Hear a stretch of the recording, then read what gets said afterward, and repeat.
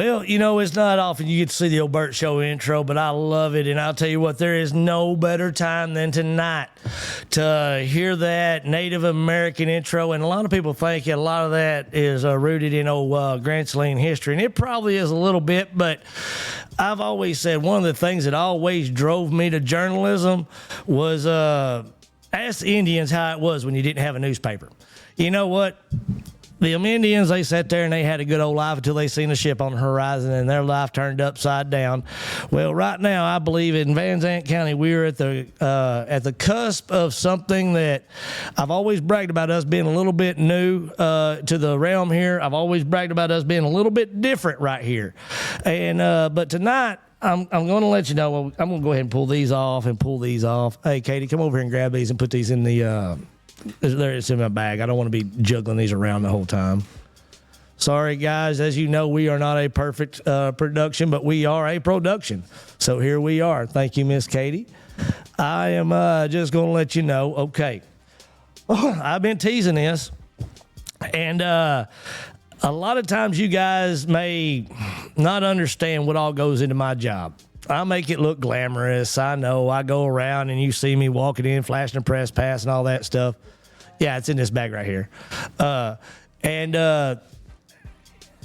most of the time, I'm going to say it rolls pretty easy. I mean, for the most part, we got a pretty good little group of guys that manage us. And I'm going to say I don't believe ill intent in most cases. But what happened to me about 48 hours ago has led me down a rabbit trail that literally, if you caught the live before I went online because at 7 o'clock we were supposed to be live with this. This was actually supposed to start off at the same time the morning show starts every morning. Number one, bad on me. I forgot we had a commissioner's court. And I had Brandon Barton and Mitch Curtis on my couch yesterday, and this had fallen into my lap right before the show. So when they mentioned it, literally, I heard it, but I didn't process it because my mind was on what was on my agenda for after the show, and so I've been struggling a little bit with how to handle this. Sometimes you get a lead.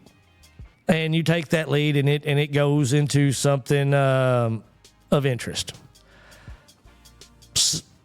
Sometimes you get that lead, and it'll lead into something that is a little bit bigger. But I will say this: most things that I have come across that are really big, they generally start on something small, and a lot of times not even related. And then you get to finding out down the road that they are related. Now, in my position, there's two kinds of respect. And I've said this. I said this earlier. Oh, Corbett, you know what? I'm rolling into I can't do this tonight without hearing my smoke signals. Let's do my smoke signals, Bubba.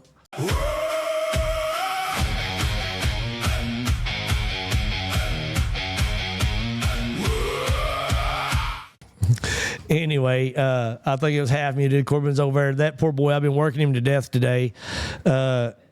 What? Oh, he said y'all could hear it. It was just not in my ears. But anyway, I've been working him to death. They call it news for a reason. But back to my point, some people respect what I do because what I do has teeth. And that respect comes from I bend over backwards to be non-biased. I try to work with everybody, and I try not to let my little prejudices interfere with anything. Some people respect my ability and my power, but they do so for manipulation purposes. And others do it for just personal gain, all out, and they know. So over the past, 48 hours, I've met a whole array of people that respected me on all scales of that spectrum. So I never know where a story's going to go. When I start off, I go with one thing, and where it ends up, I have no earthly idea. Case in point. Tonight's little episode is sparked because, like I started last week watching charges being dismissed against a citizen that had some livestock that they were accused of something, and it resulted in a big raid, big headline news, not here because I didn't run it at the time. I think once the arrest was made, I ran it, but I wasn't a part of the plan. I didn't do a big old scoop on it or anything like that, and so I didn't jump into it, but it blew up really big across county lines. Well, then follow up, and charges were dropped on a civil side, and this citizen was given his 180 plus birds back, and everybody was cheering, and everybody was championing, everybody was yaying and all this stuff, and people like me that watch the goings on around here, I watched, and it said something to me because that's not normal. I mean, and I reflect back to some gold bars that were confiscated on 20 and seized, and honestly, I don't know that we've ever gotten a real clear answer on that. So that was one of those things that really popped up. And I'm one of these that I look at the players that I deal with almost like a lot of you sports junkies. Y'all watch football and y'all, this old boy. I could ask my son over there probably what the average rushing yards for the Chicago Bears were for last season and what their prediction are this season. And he can tell me everyone if they're on the DL and all that stuff. Well, I sort of play that with local politicians. I watch. I say not just politicians. I do that across the board. Well, I started chasing the story, and the SPCA was brought up involved in it, and I'd been watching a couple different. I'm a one-man band, and I can only afford enough time to go out and chase so many stories. And I don't have unlimited time, and on top of that, I've got to go out and pound the pavement for 2,000 no's because people are penny pinchers, or they are not familiar with what we're doing yet, and they haven't jumped on board yet, and all that stuff. And God bless you if you have. I want you to notice that there are no advertisers on this program tonight. This is me. I'm taking the heat. I'm facing the public. I hope it doesn't sound like I'm beating around the bush, but I'm really not. I'm trying to do this right.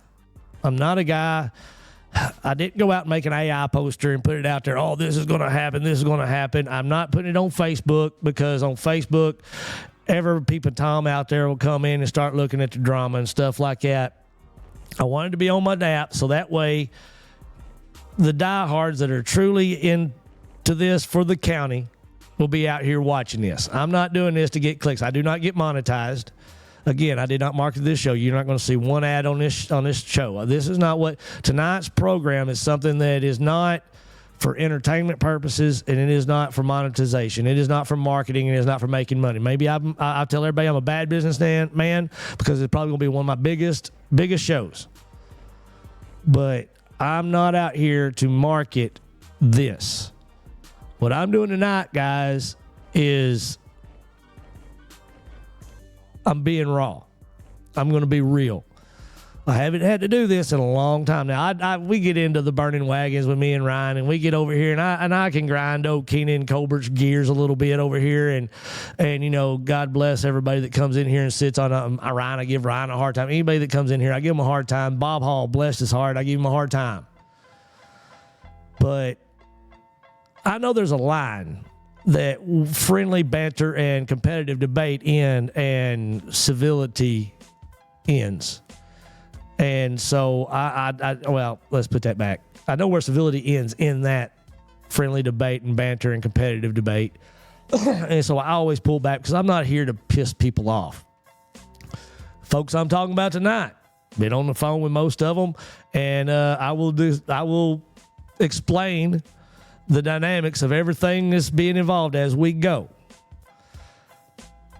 But I have to do this right so it does not come off as if I'm advocating for or against anybody, because I'm not. The only thing I'm advocating for is the transparency that I so wholly preach every single day in my smoke signals on this show. It's not easy for me. I know y'all probably looking at me saying, man, this is the first time old Bert seems to, well, you know what? I take this serious. I'm not just out here just for clicks and views. Again, I do not make a dime. My Facebook ain't even monetized.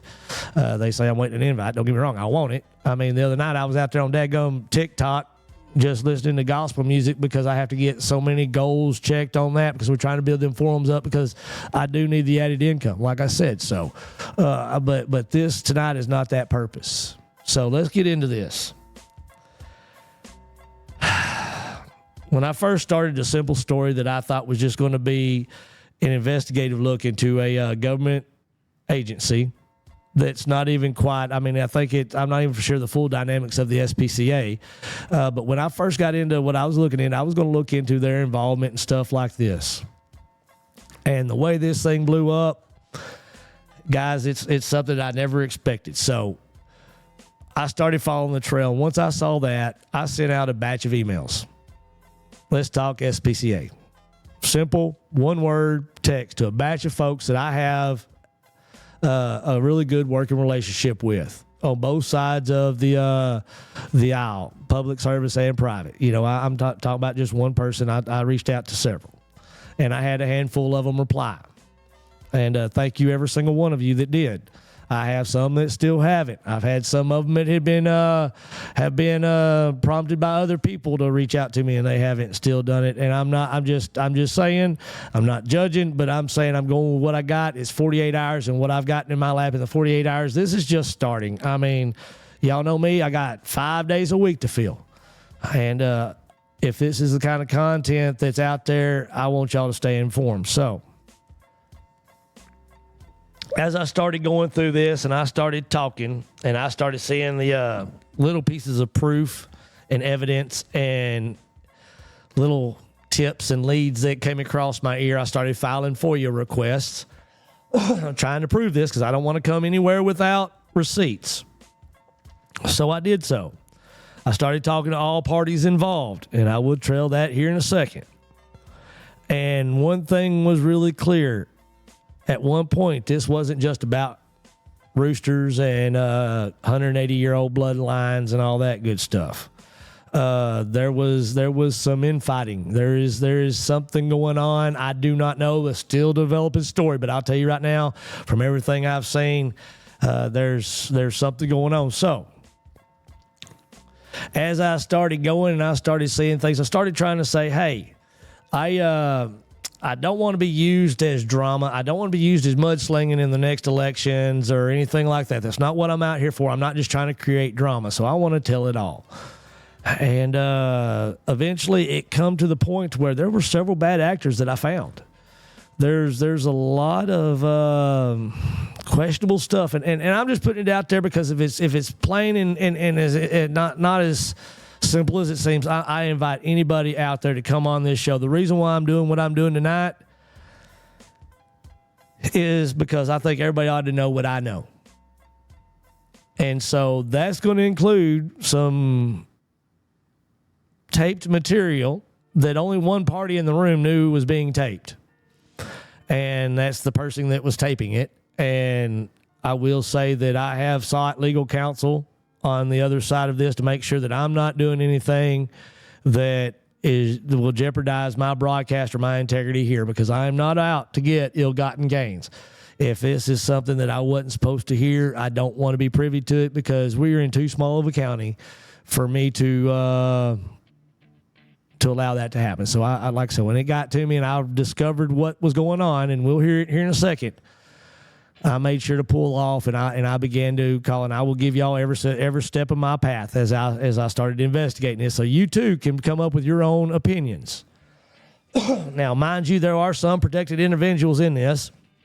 There are innocents that are involved, and there are some things that I've been privy to off the record that I'm not allowed to disclose here tonight, but I do know them, and they are a factor in what I am about to say here over the next hour or so. So as I got to seeing this, and I got to seeing a whole lot of that, you know what? I got to seeing a lot of questionable stuff, and I decided there was only one. I mean, I was developing this all day long, and probably about an hour ago, I went up to Corbin and I said, you know what? There's a perfect song I need you to play for me as I break into the storyline of this dialogue. So, Corbin, let's just go ahead and let's crank it up for everybody. And be sure it ain't muted at the front of it. I want to hear it too. Let the bodies hit the floor. Let the bodies bodies hit the floor. Let the bodies hit the floor. Let the bodies hit the floor.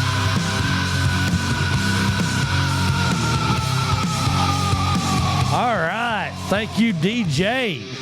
All right. So let's get into this. All right. I'm going to get me a good old friendly dip here. So as I seen the little broadcast about, or the reports on Facebook that this little rooster thing got dropped, I sent out my little text, let's talk to SPCA. And honestly, when I started making my first boot prints, I thought it was going to lead me right to the SPCA's door. And I got a couple guys that I know that I could probably reach out to and stuff like that. And I will eventually as this thing goes and develops. But what was flooding in my door over the past 48 hours, I couldn't sit on. And the more and more and more stuff I heard, I began to have conversations that I said I need to take proactive action instead of reactive action, because a lot of the folks I'm talking to, their hands are really tied until it's a reactive measure. And I know that a lot of these people that I'm talking about are being talked about tonight are watching this show, and so this is not something. It is not secretive, and I'm aware that they're out there. And of course, I believe every single one of them that know me know I'm going to come at this as honestly as I can, and I have no agenda. So, first and foremost, one of the things that come across my first person that called me back was Judge Andy Reese. County Judge Andy Reese was about to head out of town, and I had sent him a text and said, let's talk SPCA. And he said, I'm about to head out of town. Let me call you when I get there. And I'm trying to make it sort of funny and all that, so it's not just drab. So I called him back after he texted me, said he was down there, and I called him back, and he said, I'm about tired of hearing your voice. And I started laughing, and he said, I've been listening to you all this road trip, which I still question Judge Reese's tasted road trip entertainment, but thank you so much, Judge Reese, for watching the show. And anyway, his message to me was pretty plain and simple. That is a county district attorney or a Van Zandt County Sheriff's deal. That's not really anything to do with the Commissioner's Court. And I doubled down and I made sure, and yes, I asked him 2 or 3 different times, and he told me the same thing. That is a Van Zandt County Sheriff or District Attorney's situation. So, of course, I had already sent current sitting District Attorney Tonda Curry a text when I sent everybody else. And when I sent this email out, I sent it to all commissioners. I sent it to Sheriff Bridger, and I sent it to Tonda Curry. And this is before Reese responded. He was the first one. Tip of the hat to Cliff Williams, who was the second to respond to me. And, of course, he was out of town. He was enjoying his time with his wife, and I hope he did so. And I'm pretty sure he's probably out there watching, too. So how you doing? And thank you so much for returning my calls. That's all I ever ask of any elected official. And it's just returning my calls when I send them out to you. So, I get a message back from Sheriff Bridger. And Sheriff Bridger asked me let's meet Monday and talk about it. Because there were some things that well, number one, it was a weekend, so it was a Sunday. So there was no reason for him to be talking to me on that day, and it just happened to blow up. And I apologize, Sheriff Bridger, for blowing you up. But I went and sat down and talked to him. Now, the theme of the story and the information I pretty much got from Sheriff Bridger was, because there's been question about if there's criminal charges or if everything's been dropped. By Sheriff Bridger's opinion and his words to me, was there still a criminal case? So his hands were tied as to what he could say. But he did tell me that his office, he felt, and I believe he believes it 110%, provided enough information for the warrant to be signed, and it was handed over to Tonda Curry herself. And I'm almost 100% sure. He said, per her request. I'm almost positive. If I'm wrong, Sheriff Bridger, please text me. And my phone's not on silent, so if I say it wrong, you please, I will read it out loud right now while I have the original audience, not come back 2 days later and half the audience and correct myself. I'm not that guy. But I'm pretty sure this was per her request. The warrant is served. The arrest is made. charges are dropped. So he felt he had enough evidence. Now, I do not vouch for anybody in elected positions that is not me, myself, and I mean, I even struggle to vouch for anybody else because I've been burned so many times. But I will say this: I believe Sheriff Bridger to be a man of integrity. I do not believe that he was withholding. I believe he was trying, and he did tell me that he was conflicted because he was aware of. Let's see. He just said, "Are y'all live yet?" Let me verify. Okay, yeah. He said sent to her office for approval. So that's what he said. Live, he's watching. Thank you, Sheriff Bridger. And anybody that I bring up, if I misquote or say something, I am here. I will read it out loud. But I definitely want to get sent to her office for her approval. Now, she approved. She took action. Then all of a sudden, she couldn't prosecute. So I got to digging beyond Sheriff Bridger because his hands were tied because there is still, in his opinion, and as far as I know, there's still criminal charges out there. So he did not want to violate anything, but he was aware of certain things that he told me he couldn't say. And he said, "Bert, and I wish I could, but I can't. And I'm not trying to hide nothing." He says, "But I can't say nothing." I respect that. Thank you, Sheriff Bridger, for even replying to me and inviting me in your office. And I thank your staff for being friendly and nobody tasing me or making me squat and cough. I've had enough of those days of calisthenics. So anyway, I moved on. And when I get told there was enough evidence to proceed, but it was rejected in court in a civil case, that rings different for me than it does for most of you guys. Not only do I watch a whole bunch of Dateline, not only do I watch a whole bunch of news, but also most people know I've spent a little bit of time in the criminal justice system. So I do know that civil cases and criminal cases are two totally different things. A civil case is a preponderance of evidence. Criminal case, beyond a reasonable doubt. So when a civil case is dropped, a criminal case on that same matter has now got a little bit more of an uphill battle. I'm not saying it's impossible. I'm not smart enough to even talk on that matter. But I will say I know it's enough of a fact that I can see lines of logic to where this could be an action that okay. So all this plays out. I start chasing the trail. And then all of a sudden, it becomes beknownst to me that there is a video out there of a recording. The participants in this recording are Jesse Eisen and Joe Donaldson and Tonda Curry. Now, I've listened to the video, and it was sent to me, and there's another whole story there that I'm fixing to get into because, like I said, I'm not leaving none of this out. There is not going to be any question as to how things played out here because I'm not going to be accused of anything. So, I found out the existence of this video. And this video fell into my lap. And I want to thank Joe Donaldson because, yes, I said that right. Corbin, you know that little color thing you did a while ago? Do that right now. You know your day is going to be messed up when the first thing you do in the morning is oh, wait. You got it? Okay, you know things are off when you wake up in the morning, the first thing you do is call Joe Donaldson up. And I had to do that 2 days in a row, wake up, Sleeping Beauty up, and talk to Mr. Joe Donaldson. But how this played out, Joe Donaldson was the key player because he's the one that created this recording.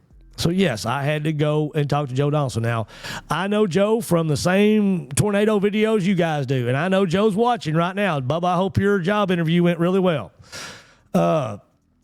So I spoke with Joe and told him that this one particular individual is the one that referred me to him, that he had the video. So Joe told me about the video, and we spoke for a while. And I'll tell you right now, he admitted straight up 90% of what y'all see out there and call him crazy for is just for entertainment and get just enough money to buy him a ramen noodle and make another AI video. So I've always said that I couldn't tell if he was a madman or a mad genius. But after talking to him, he had this video and he told me straight up he did not try to hide anything about the origin of the video, that he was the one that had recorded it and that the others were as party. So I listened to it. The video came to me and I listened to it, and within I'd say within the first 5 minutes, you could tell that Tonda was pretty unaware that it was going on. I'm talking about we're beyond the whole. I mean, this was totally. She says literally, I wouldn't put this in writing or something like that. I'm sure you can understand, but it says it out loud. And then multiple times during this recording, she looks over suspiciously at Joe Donaldson, and he sits there and presents himself as not recording the activity. So that immediately, I don't do that as a journalist. As I said on my live a while ago, I don't do that as a journalist. I don't like grabbing things like that because it's always of a icky nature, I guess you could say. But sometimes when you play in the mud pit, you're going to get a little icky. So I took this and I listened, and like I said, 30 seconds in, I heard her make that comment. I called different counsel and made sure that I had my P's and Q's all in a line. And they said, no, by Texas law, as long as one person knows that that recording is being made, it's okay. So this recording is an hour and 12 minutes long. So you can just imagine what is it in this hour and 12-minute recording. And I'm just going to say I'm not going to jump into any diatribe yet, but what I am going to do is we're going to show a couple other pieces of proof that I have dug up. I was getting Freedom of Information requests all the way up until today. I went to the commissioner's court, videoed that, and had to run, get a thumb drive for the video we're about to see. So when it comes to the rooster fighting thing, one of the videos that came to my attention was there was a video of Miss Curry hugging the defendant after dropping the charges. Now, I put a FOIA request in, and I literally was being facetious when I put it in.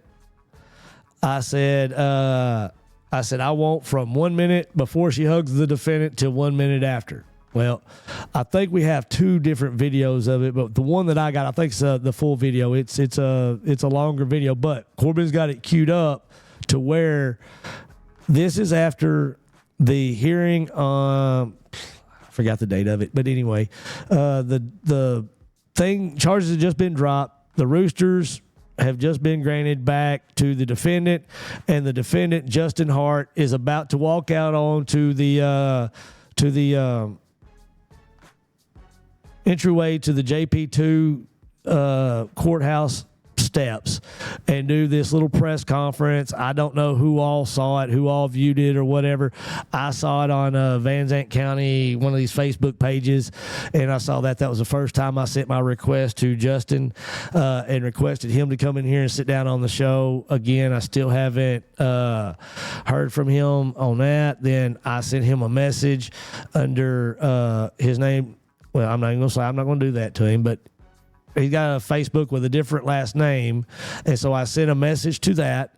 And then that same Facebook has been tagged in multiple different things. That's how I traced it over there. And also it was tagged a couple of times for him to come on the show and invited by a follower of the show. And I haven't heard nothing from him since. So I could take that only as far as I could take that. So that is what it is. But the video that I see, he's definitely been returning some phone calls to Tonda Curry. So, Corbin, go ahead and roll that right here we see it is right over, right after this whole thing has been dismissed. The defendant, Justin Hart, standing there drinking out of a bottle. And here comes DA Tonda Curry. This is closed circuit caption. And right there, we see her go up, give him a hug, and then they continue to speak. Now, I've got the rest of this video, and I don't want to burn a whole lot of time on this. That right there in itself, I mean, to me, that looked a little bit suspicious right there. We got it. I mean, and we'll replay it again. She comes out of the back room after she's exited the courtroom. Now, Corbin, go ahead and back it up so people know the context of this and where it's at. You go ahead and scrub back to, yeah, there you go. As you can see, this is during the court hearing, and the defendant sitting at the table, full audience, full crowd, and then when you go back over to Corbin, can you get a spot where she's at the it's probably going to be further down than that because I don't figure it was long. I want to get Miss Curry at the defense table. At the prosecutor's table. There she comes. She takes her seat. So as you can see, at this point in time, she's on the opposite side of the bar of the defendant. Go ahead. I'm sure we got a little bit more of it where he gets in there. There you go. Now we see them both seated on the opposite side of the bar. On the opposite side of the table. She's prosecution, he's defense. Right here, we can only assume that this is about the time that she's going to present her findings of nothing and release. So go ahead and y'all see, and then, of course, go ahead, Corbin, just show everybody, scrub it all the way to the end. You can grab it and scrub it. Yeah, so it's not so slow. And right about, you know where you're at. And let's see. And then right here, again, you see this is after everybody's left, and they're still down here speaking. Now, all right, you can pull it down, Bubba. Now, through my investigation, I've been told it's extremely rare for a government entity to give animals back once they are seized, especially under circumstances that are not proven 100%. This would not have been possible if she hadn't dropped these charges. Those birds, the headlines that were made, would not have been possible if she hadn't dropped these charges. Now, I know there's a bunch of game bird groups out there that are looking at me and going, hey man, watch it. Now, I'm going to say this, guys. I'm not against it, as in you may think. I'm not coming after, I don't even cockfighting. I don't get it. It's one of those things. It's not something that I'm a big, I wouldn't go to, I'll go to dirt tracks on Saturday night. I'm not going to say I'm not going to go to the cockfight. I will say this, for the longest time, I looked at it really, really bad.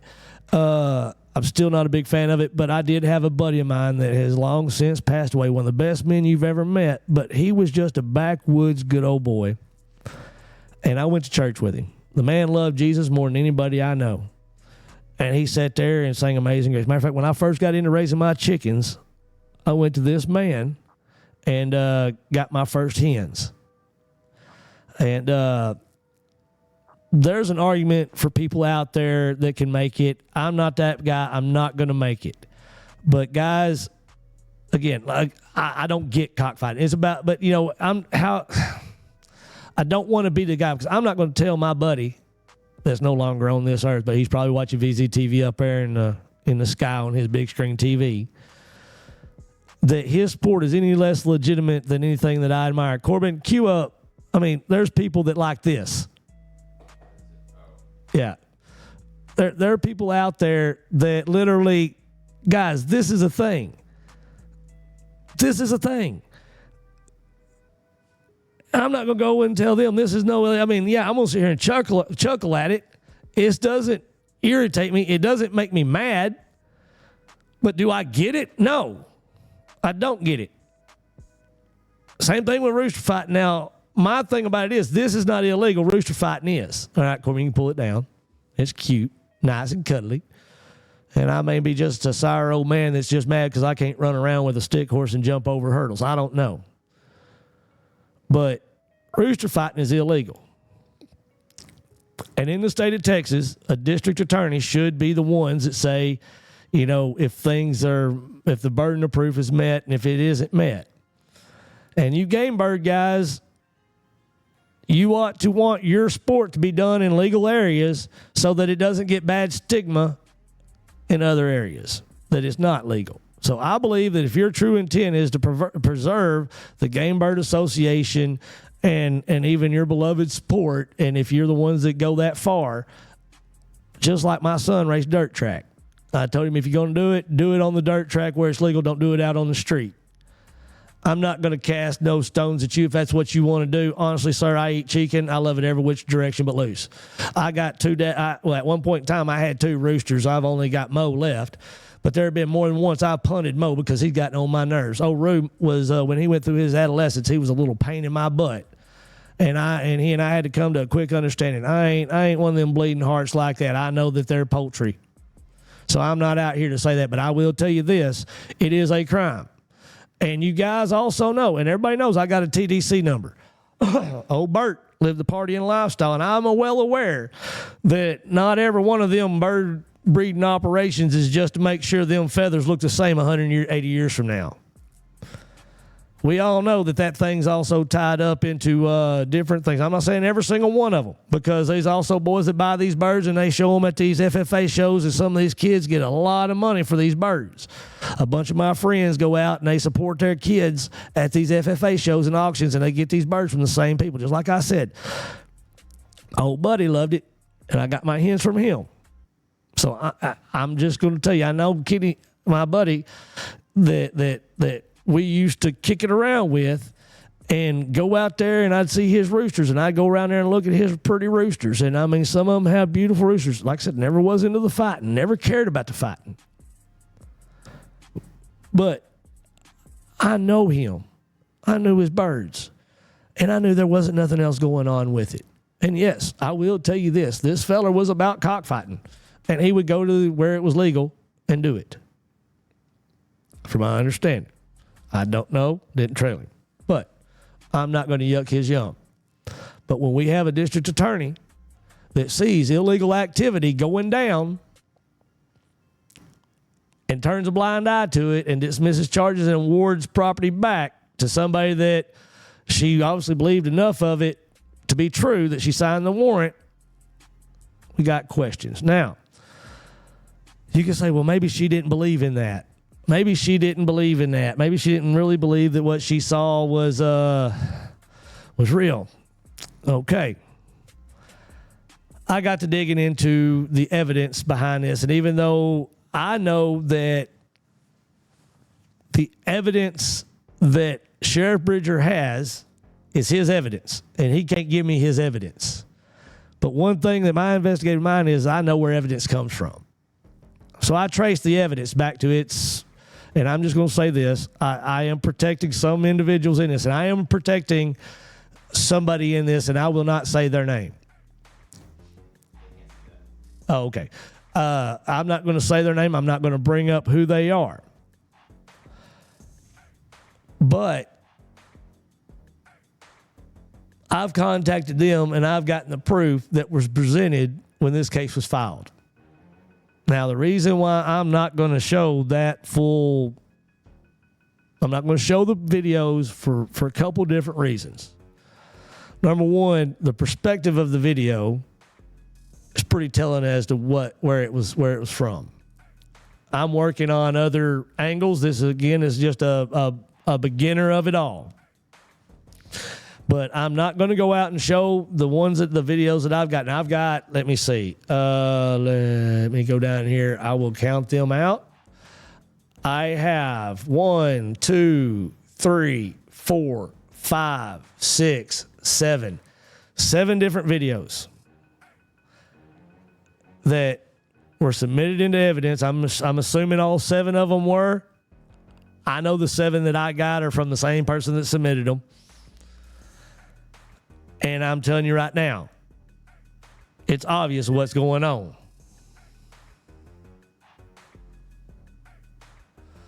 Okay, Richard Smith, watch me. He's catching me. Thank you, Mr. Richard Smith.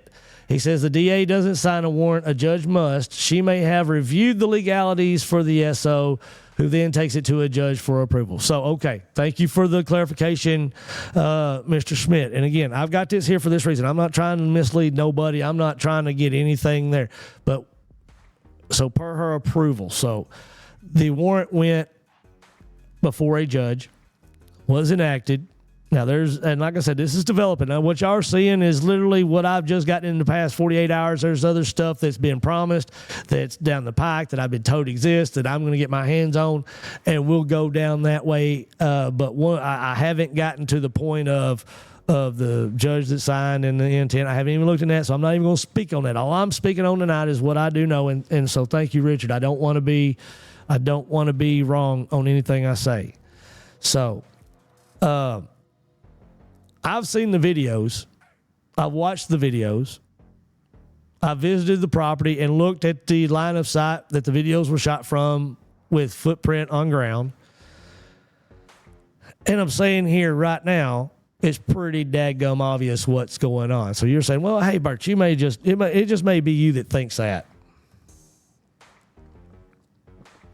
Well, I'm just going to say this. Corbin put up the email. After the case was dismissed,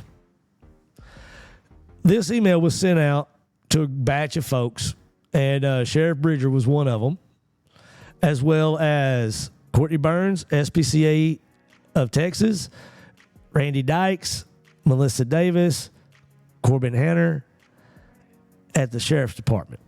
Now, I learned the existence of this email. You wonder how some of these scandals get named funny names. I mean, we all remember Watergate and Deep Throat being that, and you're like, how in the hell does something so stupid get named like that? Well, it's sort of the same way. The subject title of this email is Chicken Face. And it reads, and I'm going to read it, and you can see right there, it is on signature of Tonda Curry. I got this FOIA request fulfilled, and I want to thank Tony Acosta at the courthouse for your hard. I know you had to work hard today and get everything prepared for me. I appreciate you for getting these fulfilled. It says, I know you all are disappointed in what I did this week. It bothers me. I'm assuming she's meaning me. It says, it bothers my anytime I have to disagree with law enforcement. Please keep it in mind, this is only the seizure case. Seizure is different. Seizure of animals is even more different. Do I think Justin Hart is involved in illegal chicken fighting? Yes. Now let me civil case, preponderance. Legal case, beyond a reasonable doubt. Mr. Schmidt, I know you out there watching the show right now. You done chimed in. Tell me if I'm wrong. So this statement right here does not make sense to me at all. So anyway, let me go back to where I was at. Seizure of animals is even more different. Do I think Justin Hart is involved in illegal chicken fighting? Yes. But to take an animal from someone who, and I don't have glasses, sorry guys, we have to show that animal was cruelly treated. In this case, that means we have, you know what, I'm just going to do this. Guys, I'll tell you, I've been dumping so much into this station that I haven't even saved enough money for me to, buy glasses. So here we go. I got it now where I can read it a little bit better. All right. So I will read it over front to end without interrupting. I know you all are disappointed in what I did this week. It bothers me anytime I have to disagree with law enforcement. Please keep in mind this is only the seizure case. Seizure is different. Seizure of animals is even more different. Do I think Justin Hart is involved in illegal chicken fighting? Yes. But to take an animal from someone, we have to show that that animal was cruelly treated. In this case, that means we have to show that chicken was caused to fight. This is the narrow definition. Yes, it is a crime to sell a bird for fighting purposes, but the seizure statute does not allow seizure for that. It is only cruelly treated. And it is... Let me see. Okay. And it is only the animal that was cruelly treated. I had no evidence that any of the birds seized had been caused to fight. Even if the video shows, and these are, she's talking about the evidentiary videos that were put in, and I'm totally assuming, because that's the only time only videos I'm assuming she could be talking about are the ones that I have here that are pretty clear and plain.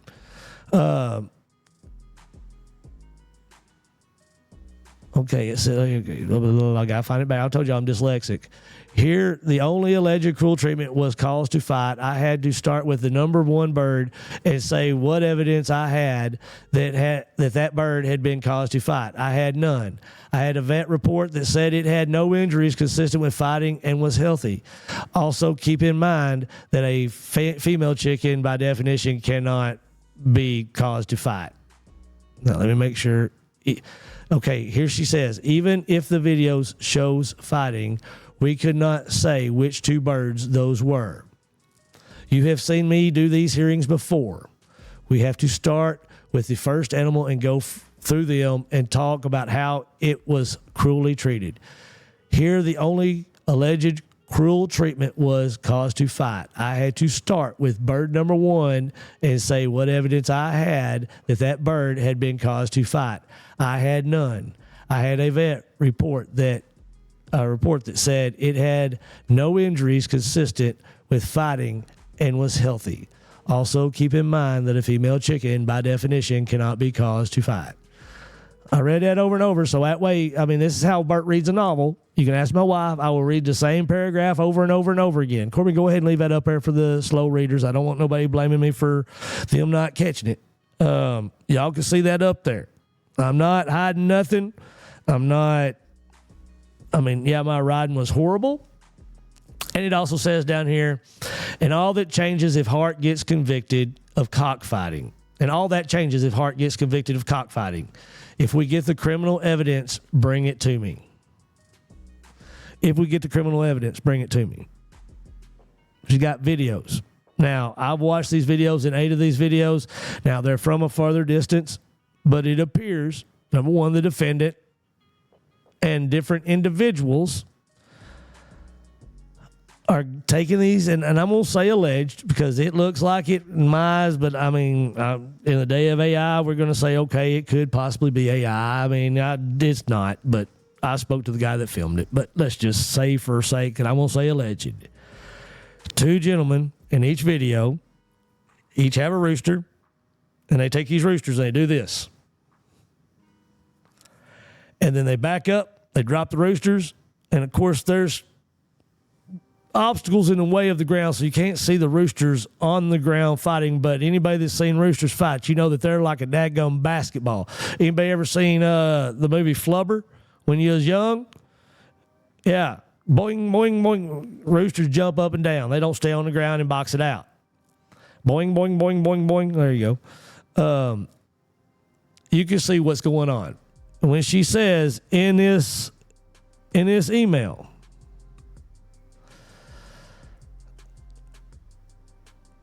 I will repeat it. I had no evidence. Let's see. Where's the video? Like I said, I'm sorry, guys. I am dyslexic from the word go. And so it takes, and y'all can see my problem. But anyway, it shows, we talk about video right here. It says, even if the video shows fighting, we could not say which 2 birds those were. Now, you said you had a report that a bird did not have any injuries consistent with fighting. A bird. A report. You seized over 181 birds. I've got 8 videos, and I know these weren't shot over a long period of time. And so, did you test all the birds? This email right here doesn't even say that, but it does admit to enough knowledge that I believe this threw up red flags for me. So, now that y'all saw that, as I kept digging, that video that I referenced before that Miss Curry was not aware of kept coming to light. Kept coming to light. And I said, fine. So my lead took me to 2 different places that I like both people in their own lane, but I will say anytime that our paths cross, I know I'm into something deep. One of them is Joe Donaldson. We all know Joe Donaldson. We've all seen his tornado videos. We all know some of us have our own. Like I said, for the longest time, I thought he was a nut job. And then he put out one video, and I said, hey, wait, this guy may have some rational sense. But we all know Joe Donaldson. And again, the fact that he's on my show, that I'm speaking of him as a source and everything, you all know my world's upside down. Then there's another one, Tim McLemee. Now, I've known Tim for a minute. Tim is always plugged in here to local happenings and everything like that. But I know Tim. The reason why when Tim went on to another podcast in the area, he admitted straight up, I've got an agenda. I'm coming after Tonda. And he dropped the Mercedes bomb and the different things that he had dropped on that other show. And I still didn't go get him. Now, I did take the information he had, because one thing I say about Tim don't come at you with stuff that's not solid. Tim is, if he gives you something, he knows.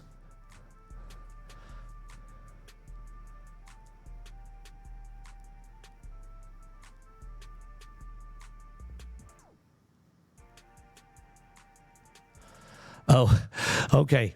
I'm being okay. If you've tuned out, or if you're still here, share it back. Say I'm collecting back in. I'm trying to trace my whole path. Because the reason why I'm doing it this way, guys, a whole lot of stuff happened over the last 48 hours, and I'm trying to bring it to a way that it's done right. And people are saying I'm all over the place, and I may be, because I want to be sure that everybody knows everything. And you know what? After it's all said and done, it's going to be clipped up and dispersed as how people want it to anyway. So I mean, I'll just say it this way. Follow me if you want the full story, and we'll get there. But I'm going to cover everything. Now, this video keeps coming up and all this stuff, and I get told what's on this video and some of the things that are being said. And I'm like, okay, I want this video. This video is an incognito video of, I said, Joe, not Jesse. Jesse Eisen was a ex-constable here. Joe Eisen and Joe Donaldson. Now, one of the places I was told to go seek this video was to Tim McLemee, and that's where I was getting to. I reached out to old Tim, and Tim told me that this video did exist, but he told me I needed to reach out to Joe because it was Joe's video. I reach out to Joe. Joe sends me the video, or says he's got the video. He'll send it to me later that evening. Now, this is where I'm telling you the whole fray gets a little fuzzy here, but I'm showing a loophole that I don't know what's going on. I want y'all to know that I'm not all plugged in and got everything figured out, all the dots connected. And I'm playing them in my head as we speak. So anyway, this video that was informed was there by Tim McLemee, and he doesn't say things he don't know. Tells me to go see Joe. I called Joe. Joe tells me he's going to send me a video. Okay. At 10 o'clock at night, I go to bed. Joe tells me that he shares this video at 10:30. At 10:47, it comes to me from Tim, so it has made its rounds and got out there beyond and into my lap and provided. So I go listening to this video, And 30 seconds into it, it says, you can tell it's need to be. So I got the verification, and I called Joe, and I start talking to Joe about how this was recorded because I want to know the complete manner of how it's recorded. So when I check my bases, I know everything is covered. Joe told me, he said, Bert, nobody in that room knew I had it. I had it. I even had a cell phone I turned off, but I still had my recording device. So I said, all right. I said, I told him that I'd gotten a video. He said, who'd you get the video from? I said, well, I got it from Tim McElhenney. He said, how'd Tim get it? I said, I don't know. I said, I'm just telling you what's true. Well, now I'm not going to go into the whole story, but Joe shared it with a small group of folks.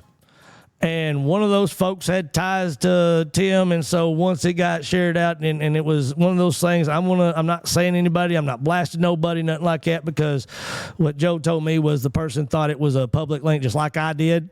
I thought it was a public link. It was sent to me in a YouTube link. But anyway, I got this link of an iron 12 minutes of conversation that Tonda Curry has no idea that's being recorded. And so I give it a listen. And I listened to it all day long yesterday, and I've had other people listen to it, and I've had other people listen to it, and so that way I could get counsel. And I believe the only way to do it is I want y'all to hear what I've heard. And from that point forward, we'll have a conversation, but I don't want to frame nothing. But I want to hear this video, and then I'm going to come back after this video, and I'm going to tell y'all what I believe. Now, I apologize. The video is crappy. I mean, it's actually a black video, but you hear the audio.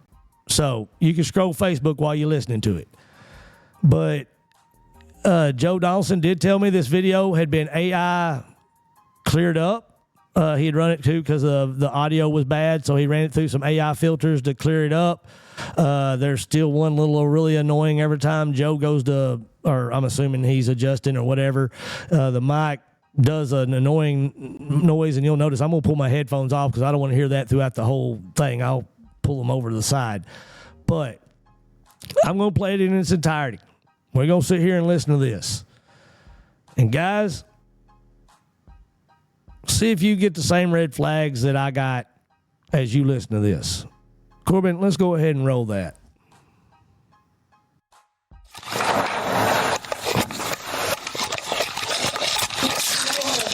going to have to take a break in just a second. I think somebody's going to come to get my car, but anyway, it'll just take me a second. Okay, graphics are a couple minutes of Joe That's almost Donaldson. Someone else would say a joke about a Mercedes. I'm not going to go there. That's Joe Donaldson right there. Tonda Curry's the female. I have Mercedes. I spend a fortune keeping them running. And that's the voice of Joe Eisen. One several years ago, and it was a piece of junk. Let me see. It was not, yeah. I want this. You got to get them from the first owner that maintained them. Yeah. Just before we start, I want to just see. I'm powering it off. Okay, thank you. It's not, okay. Where do you want to start, Joe? Well, there were some questions about burn bomb situation. But the thing that I wanted to see is if somebody who garnered 30 to 35% of the vote in the VA election would be interested in running as a candidate for the judge. I represent a group who's willing to, although the church is limited in what it can do monetarily, it would be the most fantastic turnaround in Texas history. Oh, yeah. And the thing is, you have to jump 15 to 20%, and then you could be elected potentially, and it looks like all the political groups that were divided are pretty close. Yeah. I do not believe that you're responsible for the perversions in this county.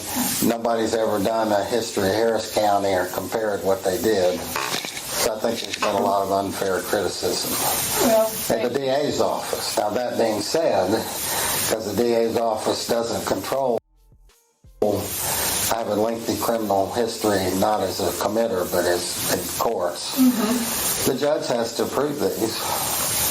And so if they want somebody to do something about non-approval, then the judge is sitting on a bunch of cases he's got to try and work his ass off that he can't get rid of. Unless they get something from help from the good old state that brags that they cover everybody, but is not looking at any DAs. Otherwise, they wouldn't have this problem with the gambling.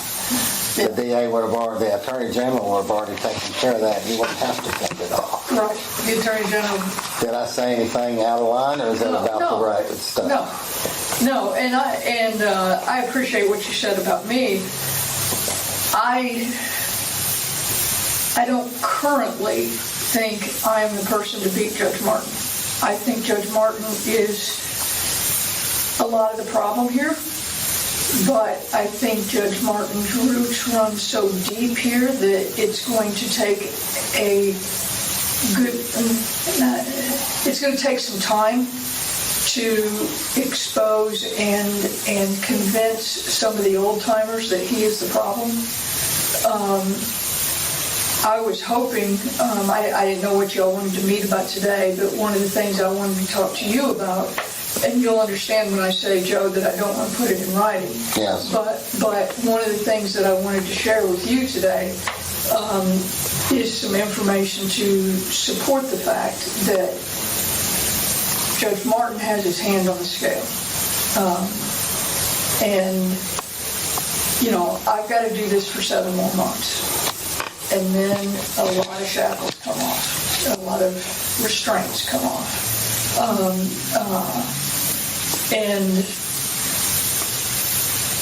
let me interject something here Sure. from my the video. I believe the video to be valid, but I'm talking about money like $10,000, $20,000 to analyze the tape and get the kind of proof you need from analyzing tapes with spectrum analysis and all that with computers and mainframes. It'll prove he either did that tape or he didn't. You know what we're talking about, right? where he talks about you. Yes, I'm in touch with Wayne Dolcefino, who does that kind of stuff. He's infamous. He's going around cracking counties. He once did a case for me.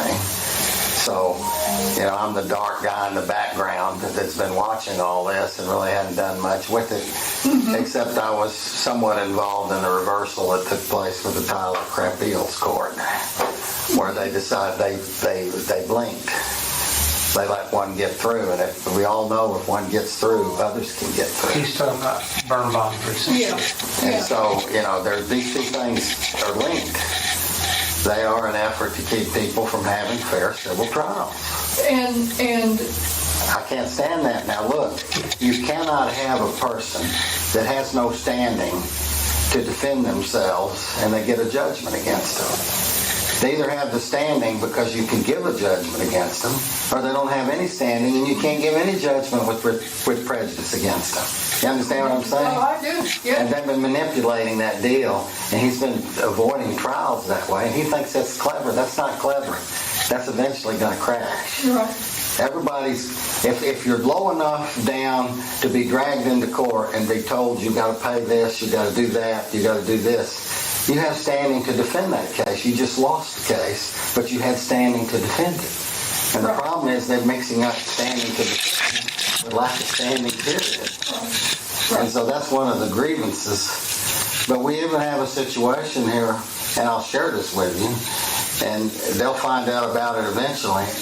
He was suborned perjury, in my opinion, Judge Martin did, because you didn't see it, but he wrote an email in the Birnbaum case to the attorneys, and he said, I can't give summary judgment to Dow unless you get me an affidavit that says that Dow did not know about Birnbaum's previous receipt of a conveyance from Lisa Giroux. He told the people how to practice law? Yes, we have that in email.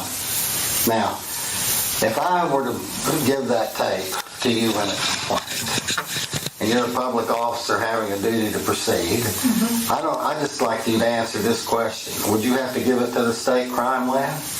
Could you do anything with it? Or is this something that is beyond your office? Because I'm an attorney who sat in the first Medellin cartel prosecution, and in Florida, in Fort Lauderdale. Even back then in the early 80s, everybody was past headphones. Yeah. They convicted those people based on the sound of their voices. Yeah, and I've heard it. It's Chris Martin. I've known Chris Martin 20 years. It's Chris Martin's voice. If I were to give that to you in a complaint and you didn't have enough time to do anything with it, you'd still have the duty to analyze it to see whether it was authentic from state standpoint. Maybe not, because you have budgetary constraints too. And I don't know if the state, I have never asked the DPS lab to do a voice analysis. I don't know if that is one of their things, but that's easy to find out. I don't know if that's one of their capabilities or if we would have to send it to a private lab. Now what I'm saying is this, I don't know what threats they made to you, they made indirect threats to me.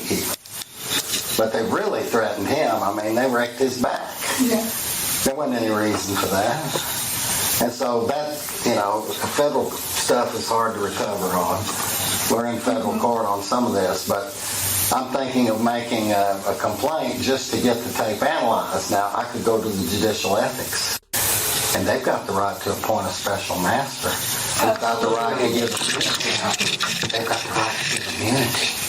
And Yeah. you know who the key witness is? It's that sheriff. The bailiff that was in there. Yeah. I'll bet you that sheriff, whoever it was that was in there, knows about this. Oh, You know the one that resigned?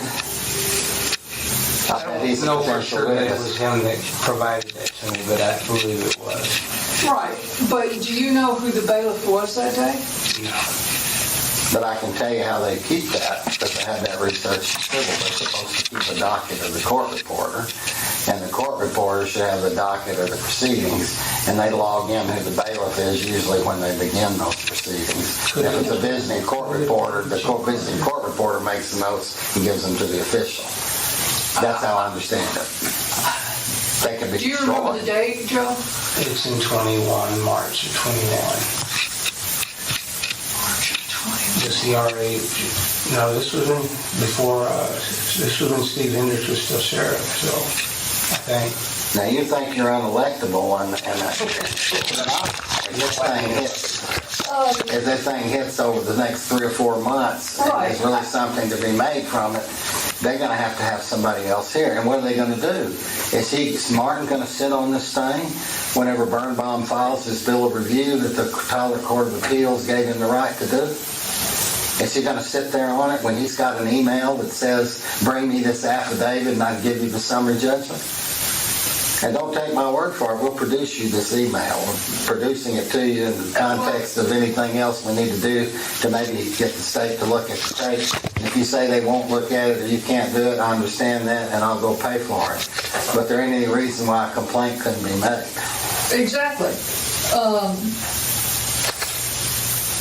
Let me look up DPS lab.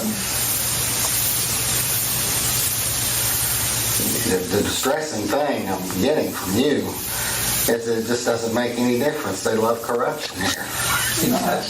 That's hard to take. And I don't believe, based on my previous dealings with you in his case, that you have any real love for that. No, I don't. I don't think they were able to press you to do certain things that they wanted done. And that's why I just got unelected. That's right. And I think that other guy's a sweeper. And I don't believe this bullshit about his, they've been after me to close me down for years. Well, if they did, if they were, how come he didn't get beat up? How come they didn't jump up and down on his back like a trampoline? We're talking about his office not having the occupancy permit from the city. Yeah.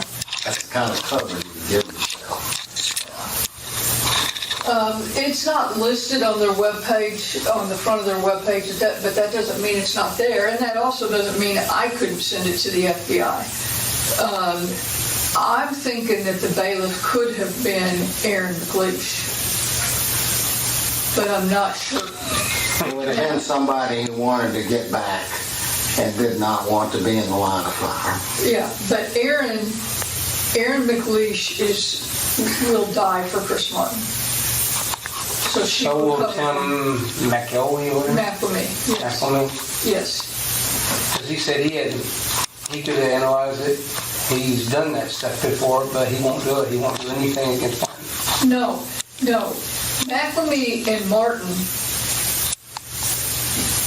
I believe, and a lot of people believe, that McLamie knows something about Martin's past, and that's why McLamie has the power that he has over Martin.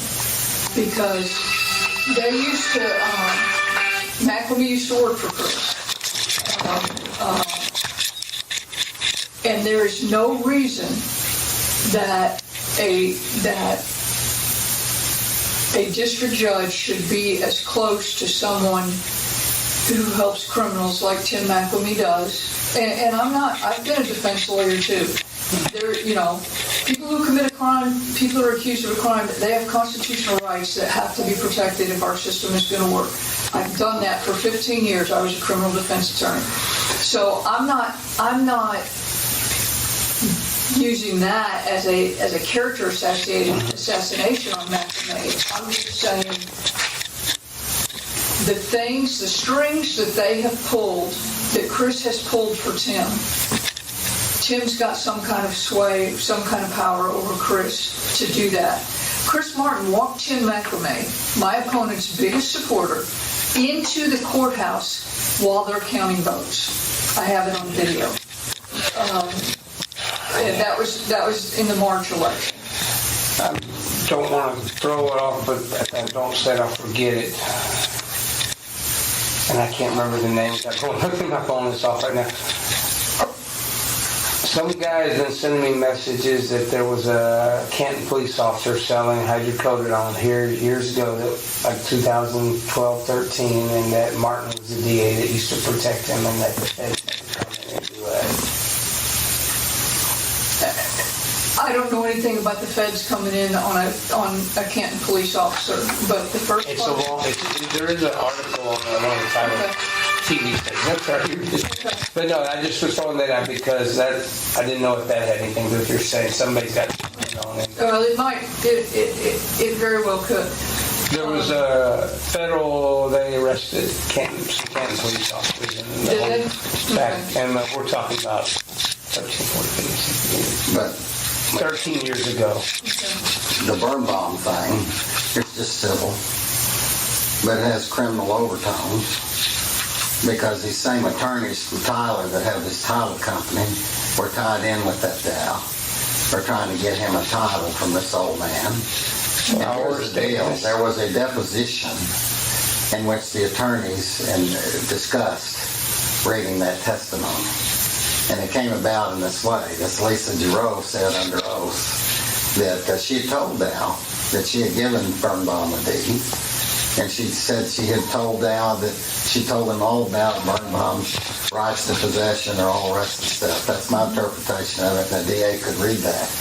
Then they got argued with her. Then they confronted her with tape recordings they had made outside the deposition in which she said she had not given a deed or something to Dow. And then they began arguing about whether the deed was a donation or a warranty deed. And she tried to claim she only gave him a warranty deed or a donation deed. And they said, no, you gave him a warranty deed. And they went back and forth. That's not the big deal. The big deal is that the attorneys knew that their own witness on which they got summary judgment had given impeaching testimony, and their own witness represented a fact issue instead of uncontroverted evidence. And they went and presented that to court. And that is fraud on court. That deposition was never put into the court case.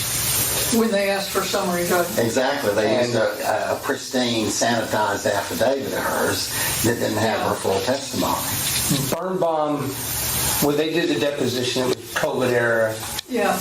He did not have the ability to participate in the thing, so he didn't ever know about it. If it isn't criminal, it's damn sure unethical. So it's damn sure unethical. So, Let me finish. go ahead.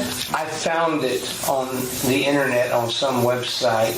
They used Dropbox or something to send it because it's used file. So it's on the internet, but I don't even know if they know it's on the internet. So when they file for summary judgment, leave that deposition out, Birnbaum doesn't have the deposition to controvert the summary judgment. Yeah. That's correct, but also they're representing, there's something beyond that. They're not representing, look, this woman said A, there was no deed, and then she said B, there was a deed, and she says she told Dow about it. Now, I want you to interpret that as summary judgment. There is no fact issue. Yeah, I want a exactly. summary judgment. That's a terrible lack of candor, fraudulent. Well, and that's just what I was going to say. As an attorney, I have a duty of candor to the court. So when I file that summary judgment motion and use the affidavit instead of the deposition, I've misrepresented to the court. And I believe when a judge involved in that knowingly, that's official oppression. And on top of all of this, they represented that Lisa Giroux inherited that property. I went all the way over to Jennings, Louisiana, and pulled the file. Nothing's online in that county. It's all Secret. that probate. It's called a succession. It's still pending. Right. There has never been a judgment of possession given her anything. All she did was start a probate and then abandon it. The merits of whether a real review can be won and whether it's barred by limitations or whether it's fraud on court doesn't have limitations, it's well known to me.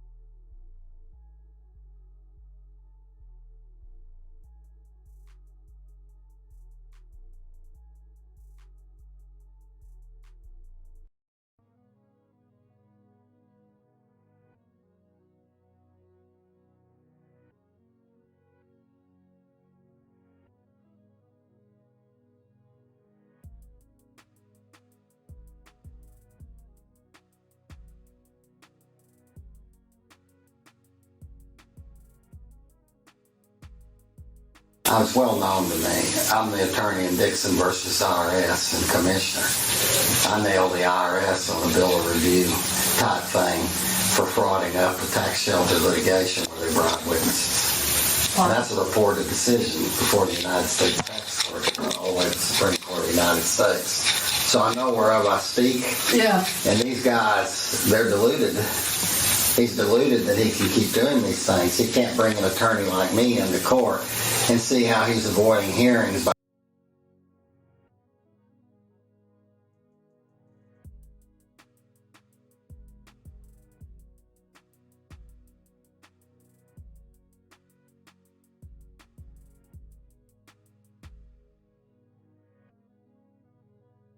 saying nobody has standing. Yeah. Yeah. If you tell everybody out there they don't have standing, you can reduce your civil cases. You reduce your work. So They're blaming you for not prosecuting and taking to trial these cases for these perverts. These perverts are innumerable. They got many of them here, but they got many of them in Harris County. I don't know what the percentage is, but you guys, it takes time to try cases. It takes budget. It takes money, and you don't have all that. So you have to select the most egregious cases. Right. And nobody ever made that for you in your campaign. Egregious cases, the others, it just all fell on you. It doesn't seem fair to me. Well, that's because Tim McElney and Barbecue and a Prayer Guy, you know, they've got nothing to do all day but sit on social media and bash me, and it's hard to response to lies. It's hard to disprove a lie. Well, you have a job to do too, and they're not doing the same thing as you. Yours is the whole county and being responsible for it all and all that. You're supposed to get help from an attorney general that's not helping anybody. Right. They're playing national politics. Yeah. I'm a Republican, but they're playing national politics. They're not doing anything to clean this stuff up. No, they're not. They always tell me, well, Joe, you want to get on the legislature. You want to do things Yeah. So I'm intrigued by this email though, because, so I was in a meeting last night with a group of lawyers who believe that the best attack is a barrage of judicial conduct complaints for a variety of reasons, you know, as many as we can. The Judicial Conduct Commission, you know, they're a lot like the state bar. If they can sweep it under the rug, they will. But I think if they get enough, either at the same time or in succession, that they would have to do something. Well, here's the complaint I plan to make. But if I had the tape evaluated already, it would be better. You have to practically do all their work for them. Yeah. And let them think they're going to be embarrassed that this is going to be at risk before they do anything. And so what I'm going to do is I'm going to say, I'm going to lay all that out. I'm going to say there's substantial evidence it was him. I'm either going to present my evidence showing it's been analyzed by AI and then by forensic labs, and it's him. And I'm going to say that it's your bailiwick. You need to appoint a special master so he doesn't sit on this stuff. I'm well familiar with your conduct and the way you handle stuff, and I want to know who watches over you and where I can make a complaint against you. That's what I'm going to tell you. Yeah. Now, I once turned in the whole 14th Court of Appeals for a case that was rigged. Wow. I complained on all the justices. They eventually found themselves innocent because they can try their own case, their own ethics. The Supreme Court refused to appoint anybody to it. But guess what happened? The $120,000 judgment that had been against me personally, that was in the Lane case, on rehearing it went away. It went away. Yeah, How magically. mysterious. And I said, you failed to impose the limitations like you would any dog off the street. In my favor, the thing was barred by limitations. And so 2 of the judges withdrew from the opinion. $120,000 went out the window, but they found them not guilty of anything, even though we all know that any attorney should know the limitations. They have some level of competence, don't they? Yeah. Do they have the discretion to be ignorant? And if they do, how far does it go? Right. See? So I'm well known at the ethics, and maybe somebody else would be better off making that complaint, but I'm going to have to do it because I promised the old man I'd help him to try to get his property back if I can. The church has an interest in the property because he's given what remained that Dow didn't get from Giroux. He's given that to the church, and they're Giroux's refusing to give that to the church. And that was really outside of Martin's case. It didn't involve about 50 acres that he still had out there. And so that's going to happen. It'll happen because with him, it always happens. He always gets into trouble. So he'll be there. So there's another 50 acres that didn't go to Dow. That's I right. think it's 50, but it's somewhere. Yeah. It's undivided interest. It's It could be as low as adjacent to that right 25 now. as high as 50. Okay. It's in Lisa Giroux's name, and I went and met with her before we became hostile, and she said, well, I don't want that. I'll give it back to him. And I got recorded on that. And then I said, well, are you going to do it? No. So listen to this. This is a text message. Early voting is elections next Tuesday. My family and I are voting for Richard Schmidt for criminal district attorney. Having known Richard for over 20 years, he's a man who keeps his word and has a strong moral compass. He leads by example with character, honesty, and common sense. That's why I chose him to help me lead the DA's office when I served as DA from 2011 to 2018. As a zealous advocate and accomplished attorney, he is uniquely qualified to lead our DA's office with professionalism and integrity. I am confident he will prosecute criminals aggressively and fairly according to the law. He will work hard to protect the public and ensure victims' voices are heard and their rights are prioritized. I encourage you to vote for Richard Schmidt for DA. If you have any questions or want to know more, feel free to give me a call. Guess who that's signed by? Chris Martin. That's illegal. You're not supposed to do that as a judge. And was that a post or just an email? Text messages Okay. to several different people, including employees of the Juvenile Services Department, where he, by statute, sits on the board and determines their salaries and hiring and all that. You got some more complaints than I got. Well, let me say this, to tell you the test of how some judges handle that. I practiced law with Mark Moorfield in several cases. When I went to the Supreme Court, he was Liberty County's 75th judge.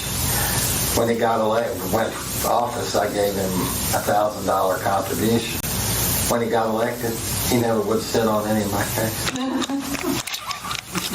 Don't complain, Joe. They know about you and I. Yeah. I say, but all I did was contribute.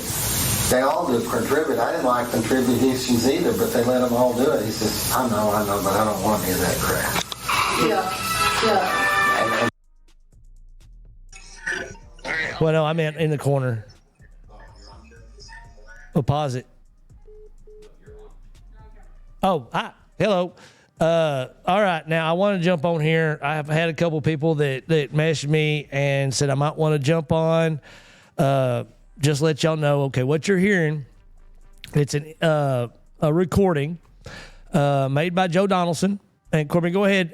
Just put me in the little square, and that way people can, we're not moving the scrubber. Yeah, there you go. We're not moving the scrubber. We're not doing anything. This is not it. We all heard a little pause in the audio a while ago. I forgot to warn you. At certain points in this, you'll hear the audio clip, and it will, in most places, it backs up to where you could tell it does a little bit of a repeat. At that first one, I forgot. It got me too. And so the moment I lost audio, everybody said, hey, I got audio. Well, my children decided they were going to run to the store at that perfect time. And I got over here, I paused it, and then realized right about the time I went to pause it, what? Oh, by the time I paused it, the audio had come back on. And so that's why y'all had little blurps. This is unedited. This is exactly how it was given to me. And like I said, in other instances throughout this, you'll hear it. It'll back up. But I'm pretty sure I was told it had to be downloaded in like 30-minute clips instead of in its own entirety for this. But anyway, what y'all are hearing, and I'm just going to set this up. I'm not trying to frame anything. It's an interview between Joe Eisen, which is an attorney, and Joe Donaldson, who everybody around here knows him. He's got property here that he's been in beef with City of Canton, creates tornado AI videos. And then we have Miss Tonda Curry, who is the sitting DA. She lost election in the last runoff election and was defeated by Richard Schmidt.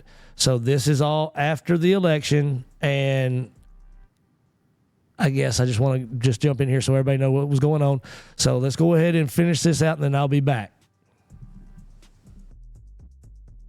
For 10 years after that, until he retired, they'd always take my case. They had two courts, and I'd always wind up the other guy. In the other guy's court. So that's how others handle it. That's They want how to be above. Above reproach. Exactly. Yep. Right down to the old above reproach. You at least got him on that if you don't have anything else. When I said illegal, maybe not illegal, but it's certainly not beyond reproach. Yeah. Some of it would be with the county. And that type of stuff with the thing creeping in that they pecuniary interest and threat. And I have never told you how much he has pressured me to file on you for that, for what he considers a fraudulent lien. Oh, Dow? Yeah. You told me. Chris. You told me Dow was fresh. Yeah, Chris has sent me emails laying out the law as to why he believes it. So you can guess what's coming in January. Yeah, but I think that will be diverted because I've got my own plans. But Are you? You know, the burglar that sets the house on fire so he can escape and get back. That's one of those kind of deals. We need to make it plenty hot for them, like they used to pass out liquor and guns to the Indians. all of Chris Martin and all the Court of Appeals decisions on Birnbaum ignore one big glaring fact. An unrecorded deed is still binding on the parties to the deed and their heirs. That's statutory law. I think it's 1301. Udo signed it over to Gwendolyn. Gwendolyn signed it back over to Udo. The first deed was recorded, the second deed wasn't. I verified the second deed. It was a lady over at the bank in Ben Wheeler that notarized it. It is legit, because I want to stick my neck out. And it was delivered, because delivery is important in Texas. It was delivered. Udo's had it. That means that Gwendolyn, when she died, Louis Thibodeau did not inherit that property. That means Lisa Giroux did not inherit it from Louis Thibodeau. But Louis Thibodeau knew that there was going to be a problem. He was in that nursing home, and he had them come get him and take him out to do the paperwork drawn, his own deed. He had, Lisa Giroux was a volunteer at the nursing home. He used a notary that was there to notarize this. And this was like a year and a half, 2 years before he actually died. That's how she found out about the property, because she notarized the deed. And I don't know if you've looked up into her history. She worked for a lawyer named Skipper Droe. Skipper Droe he's been disbarred briefly for notarizing documents that he was not a lawyer. Notarizing documents outside the presence of the people that signed them.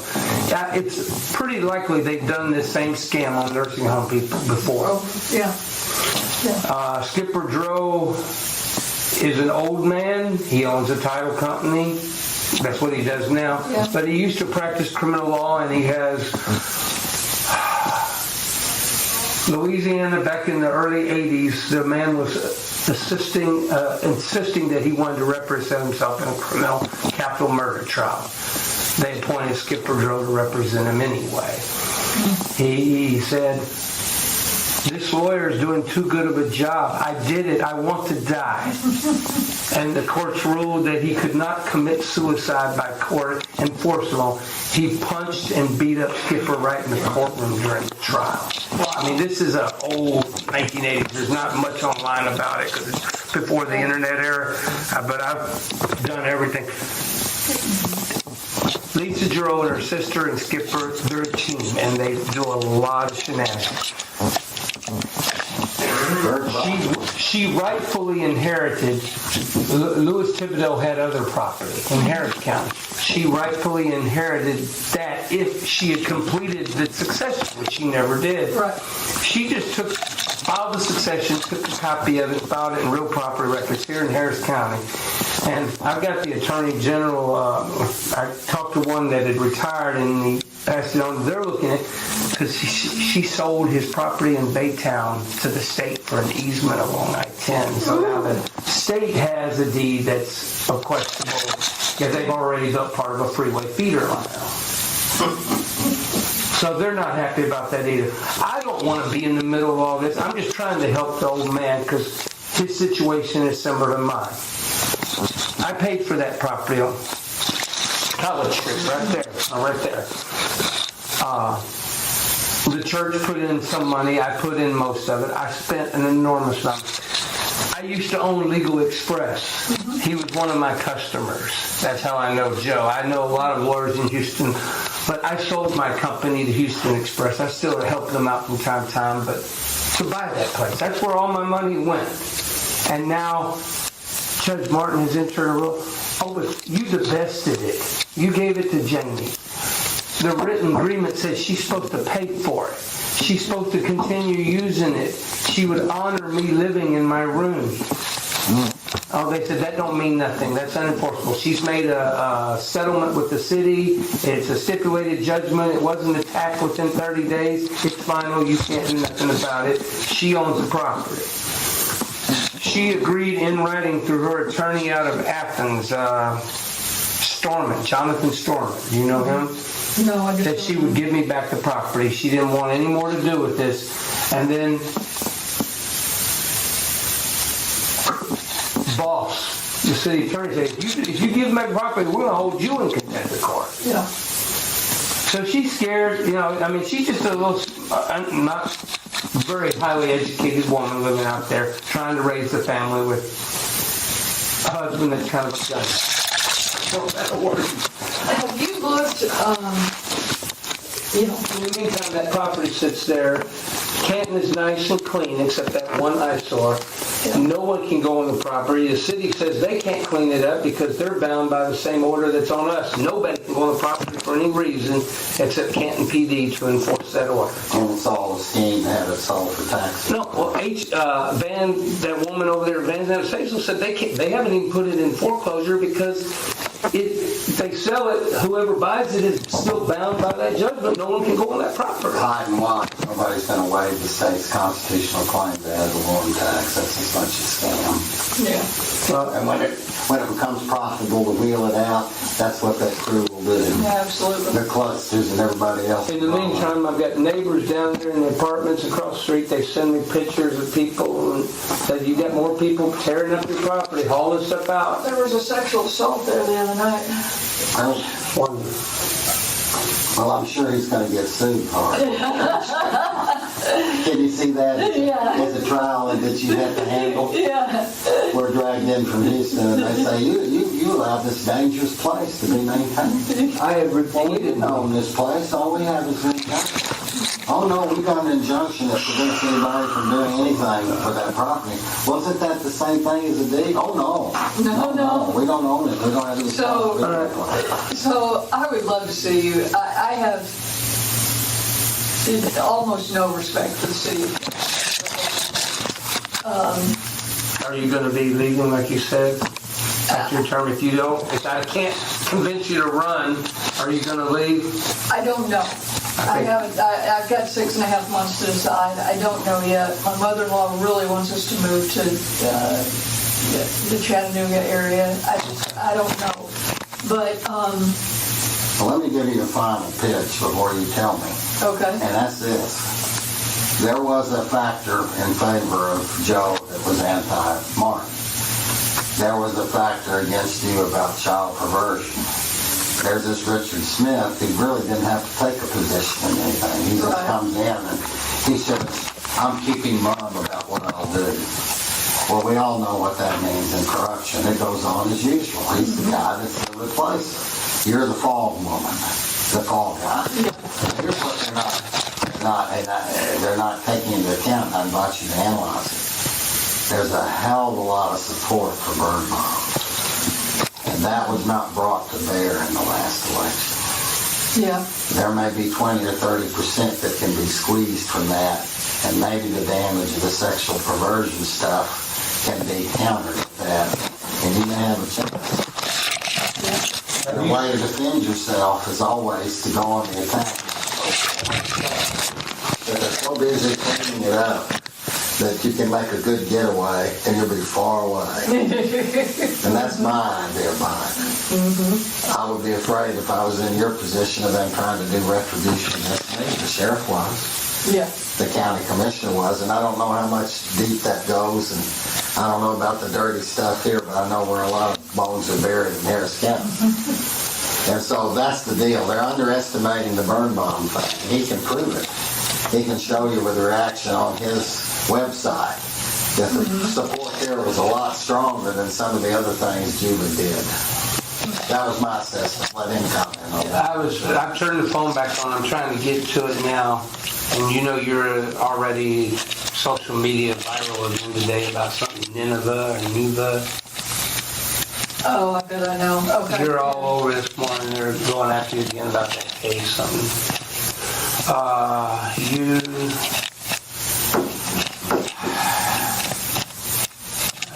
Come on.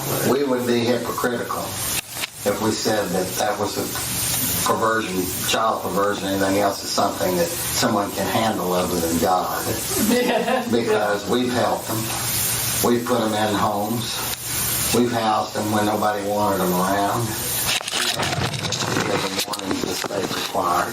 There are over 800 reactions. We've helped them and we've been involved with them, and I guess that makes us guilty. Yeah. So there's fixing to be an auction, Joe, and I don't know everything about why. On 64, you know where on the south side of 64 is Dogtown. On the north side of 64, not at the corner of 19, but further east, is the old, I think it was called Marketplace, a whole bunch of metal buildings. That's all fixing to be auctioned off. I would love it if the church wanted it. I I don't want to come back here again. Okay. I'm sorry. I understand that. Would like, the only thing I still have left iron in the fire is a TV license that's pending. The city of Canton, after I got granted an FM radio station here, they raised, he can't use that property, blah, blah, blah, he don't own it, and they got it canceled. The TV license was for different, it was over there off that hill near the Silver Spur Resort. They told me. Oh, yeah. Because you need a high location for that, but Yeah, that's and still that's pending, where but. that's where these, Okay. this property is right next to,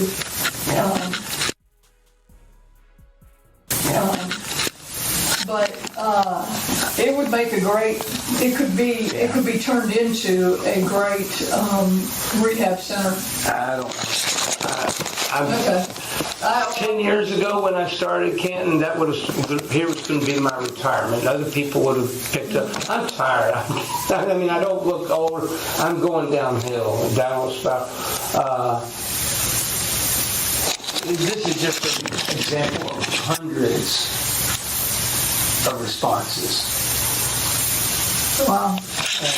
There's people saying that vigilante justice needs to be brought back. There's one person that says Martin needs to stop breathing. I mean, there's some outright threats on this. So I didn't know that case was going viral this morning. There was a 2-year-old child that died mysteriously, and the parents, the 2 adults, she was actually the child of the mother, Okay. of the female in the home, but not of the male in the home. And we're still investigating the death. Of course, I'm not sure the sheriff's office has the talent or ability to put a case together that is provable. And that's another thing that people don't understand. I can't get up and bash law enforcement, but my hands are tied as far as prosecuting a case with regard to what law enforcement brings me. I'm trying to find it now. That's okay. But we pled the mother to probation yesterday, not for the dead girl, but for the condition of the home and forcing the other child to live in. So I'm sure people are, but the plea agreement on the record loudly in court stated this in no way bars the state from bringing an action for the death of Nevaeh. This is only about how they treated London, the girl who survived. You're telling me names, and I just saw briefly. I don't even know what this case is about. The only one I followed is the Creel case, and he's out now. But he got out yesterday finally. Okay, and his mother was even texting me back and forth for a while. She just wanted him out of some rubber room or something. Yeah, and I had to cave in to get him out because Chris wasn't going to. Well, you saw the day that he wouldn't PR bond him. Go look at this case. Jeremy Treadway. We had a trial, and Jeremy was found guilty for abusing his stepdaughter. And the jury gave him probation. I was okay with that. He didn't completely have sex with her, and he was a firefighter, never been in trouble before, all that. The jury gave him probation. Well, he has violated that probation already. And what was the name again? Jeremy Treadway. Treadway. I don't know. That's not the when you said firefighter, I think Patrick Rowe. That's different. No. But when you get put on probation, when you get put on straight probation, convicted, sentenced, suspended, put on probation, that's a conviction. The law says that if you violate that probation and the judge issues a warrant for you, he does not have to set a bond. That's one of the very few circumstances in Texas where a judge can no bond somebody. So do you think Judge Martin no bonded this guy? He set a $25,000 bond on a convicted sex offender who violated his probation in the first 6 months of and this is when? 2 weeks ago. Okay. That's the guy's name. I'll look it up. Well, Well, it'll be, Well, these are ultra virus rulings that he's doing. He's getting away with a lot of them. These guys, little buddy Alphonse, a little stooge up there. Yeah. him and Alphonse had it with To those cover up everything. And they think they got it all going their way. Well, it's going to come unravel. yeah. Just a question of who's going to pull the first string that starts unraveling. What county is Andrew in? Oh, he's up there in, let me think now. Limestone, Freestone? No, you're talking about the Alphonse? Yeah, where he... Alphonse is up in East Texas. He's long. But he did your case in Freestone, right? Or Limestone? Yeah. Okay, that's what it's saying. Freestone. No, what he did in Freestone was he claimed that I was on notice of a visiting judge appointment, and I wasn't on notice of it. They didn't have any proof of it. He said, well, you knew about it before I did it, so I'm going to say that your visiting judge objection is overruled. Let him get a hearing. Alphonse has a heavy hand on all this stuff. He's the fixer. He appoints himself. Somebody needs to accuse him when he does that, but I didn't have the proof at the time, so I didn't make a motion to accuse him also. I just asked him to reconsider his ruling on his own on Martin's. Yeah. He of course, he refused to do that, and hostilely too. But nobody ever said under oath, or even in court, it could be held against him as a representation to the tribunal that Martin didn't make that video. Oh, right. That was very telling, and we have that record. And that was made into a record, and that's going to be appealed. And he wouldn't give discovery to allow us to get the analysis, time to have the analysis to show that it was Martin. That's going to be appealed. And the poor old crap eels up there in Tyler that's going to have to rule on all that stuff is going to be feeling warmth on their rear ends. And Birnbaum, they're going to have that record in that appeal. And they've already shown they're no heroes by reversing Birnbaum. Right. I was surprised they had the guts to do it and publish it. And let me tell you, Chris took that It's had a an effect. betrayal. Yes. Because there's some kind of fix between all of them. Yes. In my He opinion. was upset about it. We had a juvenile board meeting the day he found out. I already knew about it, but he was upset about it and telling Judge Winters about it during that, right before that juvenile board meeting. well, you know, I did not put my name on that. I withdrew and Ghost wrote it for Birnbaum, but they know that I did it, right? You mean I'm that sure. Judge Winters, the same wonderful judicial treatment? Because I said I was giving him a second opinion as to whether You remember that hearing? I don't think she remembered that hearing, or do I you? bet you'll remember. Yeah. I was the guy that said he had a right to discovery on how many cases have been prosecuted on that deal of a felon can't run for office. Yep. And whether they're being treated all over the state. Sure got one in Harris County, I a said lot that of like states. due process potentially, and like the Fifth Amendment prior notice that your acts are a crime. And let me tell you, on that, I believe, well, I'm certain under the law that a felon can run. I'm certain of that. It's happened in Van, Texas. They had a felon on city council. A felon can run. There's no prohibition on that. But I think you have to disclose the conviction. Well, all I'm saying is this, I look at a broader scale. Yeah. I won United States versus Dahlstrom against Isle Hass. And in that case, tax shelters, they said you could set up foreign trusts, and what the earnings of the trust weren't taxable to you until they were distributed to you. And they were non-taxable, and they charged these guys with a vast tax conspiracy, and they got them all acquitted on appeal. And the point in that case, which even Trump's lawyers never argued, they were incompetent in that area, is that there has to be notice in the community that your acts are illegal, so you Yeah. and by letting them get away with it in one county and not letting them get away with it in the other county, they're just creating a constitutional conundrum, which is going to require them to be acquitted because the law doesn't have the proper notice behind it. Right. Quoting from the Dahlstrom case, Yeah. using a criminal prosecution to pioneer new interpretations of the tax law is unacceptable under the due process clause of the Fifth Amendment. That was the law. That's, yeah. And so you were aptly correct in saying that there had been no offense under the law with him on doing that you could see, because supporting you behind that is this jurisprudence that conflicts. Yeah, right. Criminal law cannot have heavy jurisprudence that conflicts on a criminal statute, or nobody can get convicted. Right, exactly. And there's a defense in the penal code that if you reasonably rely on a court case.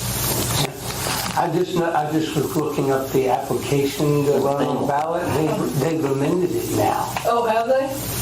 Now you have to attach proof of release from resultant disabilities of felony conviction or restoration of rights under Texas Civil Code. They want all, you have to submit that now. It's an asset. I got Certificate release me from disabilities. And we never got a trial, so you never, I think you probably saw in my pleadings. They would have sent him to jail. Rights. It wouldn't have bothered them a bit. Winters makes fun of somebody trying to get discovery to prove that. I had a right to give him discovery to prove that. Voting. Now, what does that tell you about them? Oh, yeah. That's not funny. No, it's not funny. I've lived it for 8 years. It's not funny. The voting rights were restored to people. It was called the Ray Hill Bill. Do you know who Ray Hill was? Okay. He was a civil rights instigator in Houston. He ran a radio station down there. He had the prison show. He was a handicapped guy that I helped get around from time to time. I've always been a good CNI dog for people. I took it when he ran for the Texas House. He didn't win, but he actually got the Democrat nomination, or there was their candidate. I took him to a meeting at Harry's Restaurant, it's a Greek one, with Mary Bacon. She was at the time one of the Harris County leading judges. Alan Price, who was court of, I don't remember, was he the first court or 14th court? He was a criminal district judge at one time, and he also got on the Court of Appeals before he retired. And then some private lawyer named Al Radosevich was his name. And this was the informal, whether he was going to get the Democrat nomination. And they asked Mary Bacon right there, and it's on document. Ray Hill is a convicted felon. He's got like 63 convictions. But he hasn't been in prison since the 1970s. His voter's right has been restored. His bill that he got pushed through, the legislature did it. Can he legally be on the election? And Mary Bacon was she was half drunk, but she said, he's like, I don't know. And, well, they've restored his right to vote. He can participate in the electoral process. If he can vote in the election, he can run in the election. And that would have been brought from the Ray Hill archives, the records of that meeting. That would have, if this prosecution is going on, because I sat at what's called when a public official gives you a statement that your actions are right. Yeah, that's the defense in the penal code. That would have been my defense with Mary Bacon and Alan Price. But and see, that's why once I discovered that you had the right to run, then I'm looking at it from the standpoint of, and again, I think you had the right to run, but you have to disclose. But then I have to look at it from the standpoint of their application, how it was set up, and mistake of law and mistake of fact. Yeah. And I didn't think that I could get past both of those on the issue of whether you had to disclose it. Because if you are sitting there looking at an application that appears to, if you answer this question truthfully, make you ineligible when in fact you are eligible, then is that a mistake of fact defense? And so anyway, in the end, I decided there was so little prosecutorial interest because there would have been no harm because you were actually eligible to run, that it just wasn't worth it. It just wasn't worth it. While underpinning all that is the constitutional requirement that they be on notice that their acts are illegal. Exactly. All that's when the direction to try to undercut that defense or whatever the legislature wants to do. But just basically, there shouldn't be any doubt about something serious like that. And if there is, they shouldn't be prosecuting people for until the doubt is removed. Exactly. At that time, I shocked a lot of people because no one ran for city council without Henry Lewis saying okay. Yeah. That was the bottom line. And Yeah. And my defense would have been in that case to show that the other people were allowed to run in other counties. yeah. And I would have been importing records of prosecutions and non-prosecutions and dismissals from other counties. It would have all been discoverable and it would have all been admissible. And there's women, the big genius, according to himself, laughing about the whole thing. Right. And here's Making the fun other of thing. me and deriding me. Look at what this guy's arguing. The misrepresentation had to have been material. Well, if that's not a disqualification, how is that a material misrepresentation? Because it wouldn't have had any bearing on his ability to run or not. Yeah. He's eligible to run. Actually, in Harris County, one woman did get disqualified or whatever, and it went all the way appellate, and they made them hold a special election to redo the election because she was eligible. That's interesting that they changed their application. Oh yeah, I just pulled it up. It's got a lot of different stuff on there now. But judges should not be involved in civil cases. No, They should not be practicing law Yeah. to get forms of affidavit so I can grant a summary judgment. Did he know he was sending that to both sides, or did he intend to only send it I to don't know if one? he even said it to both sides. I don't know that. That'll be something maybe you can determine. I think All I can do is get the thing, and I know it's genuine based on the track of what I've been read in the metadata and stuff. Now, that all being said, that's not where it ends. You got Alphonse making objections for dummy. Little Critter, the guy that represents the city. Ritter.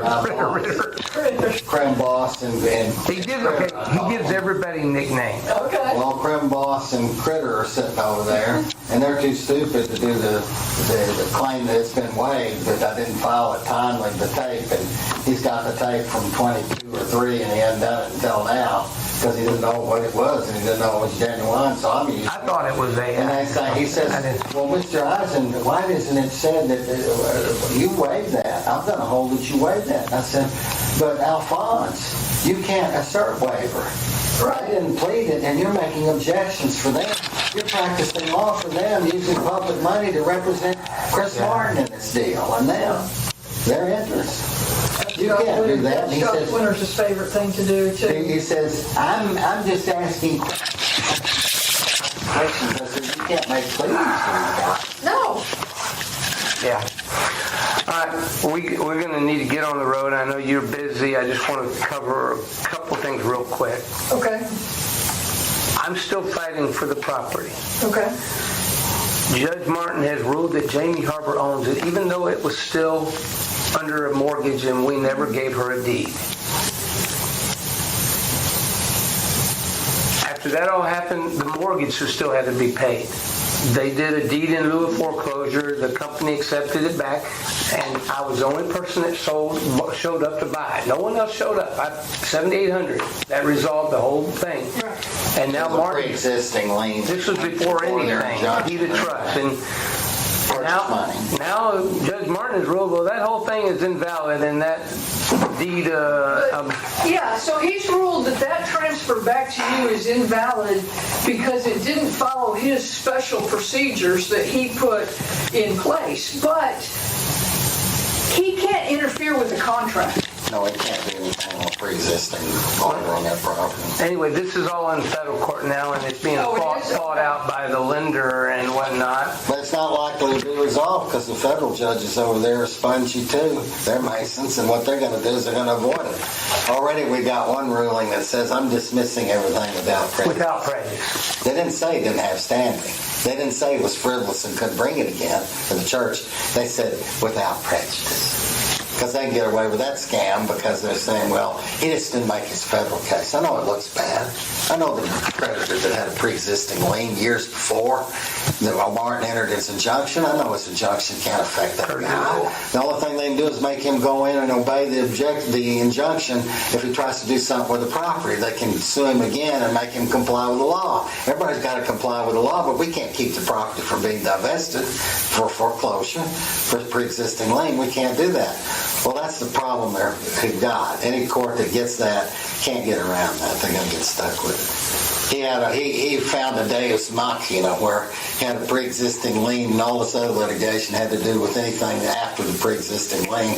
Pre-existing lien pulled the plat of the title away from all that and set up a new chain. And that new chain controls. You see what I mean? Yeah.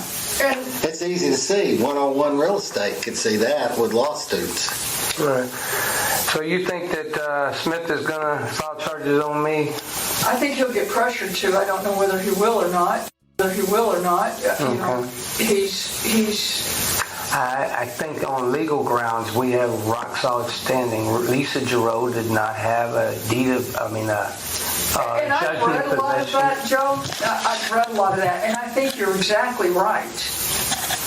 The thing I haven't had time to take the next step in research is, does that give you the right to file the lis pendens or the whatever? Lis pendens essentially means pending litigation. There's pending litigation in Lake Charles Court against her. That's lis pendens. There is a new law that was passed last year that when a fraudulent deed is filed, anybody can file a document, affidavit stating that why it's fraudulent, and that owner of the property that disputes it, they have to, and Dow is not bringing it back into court. He's just trying to go around the process to get criminal charges.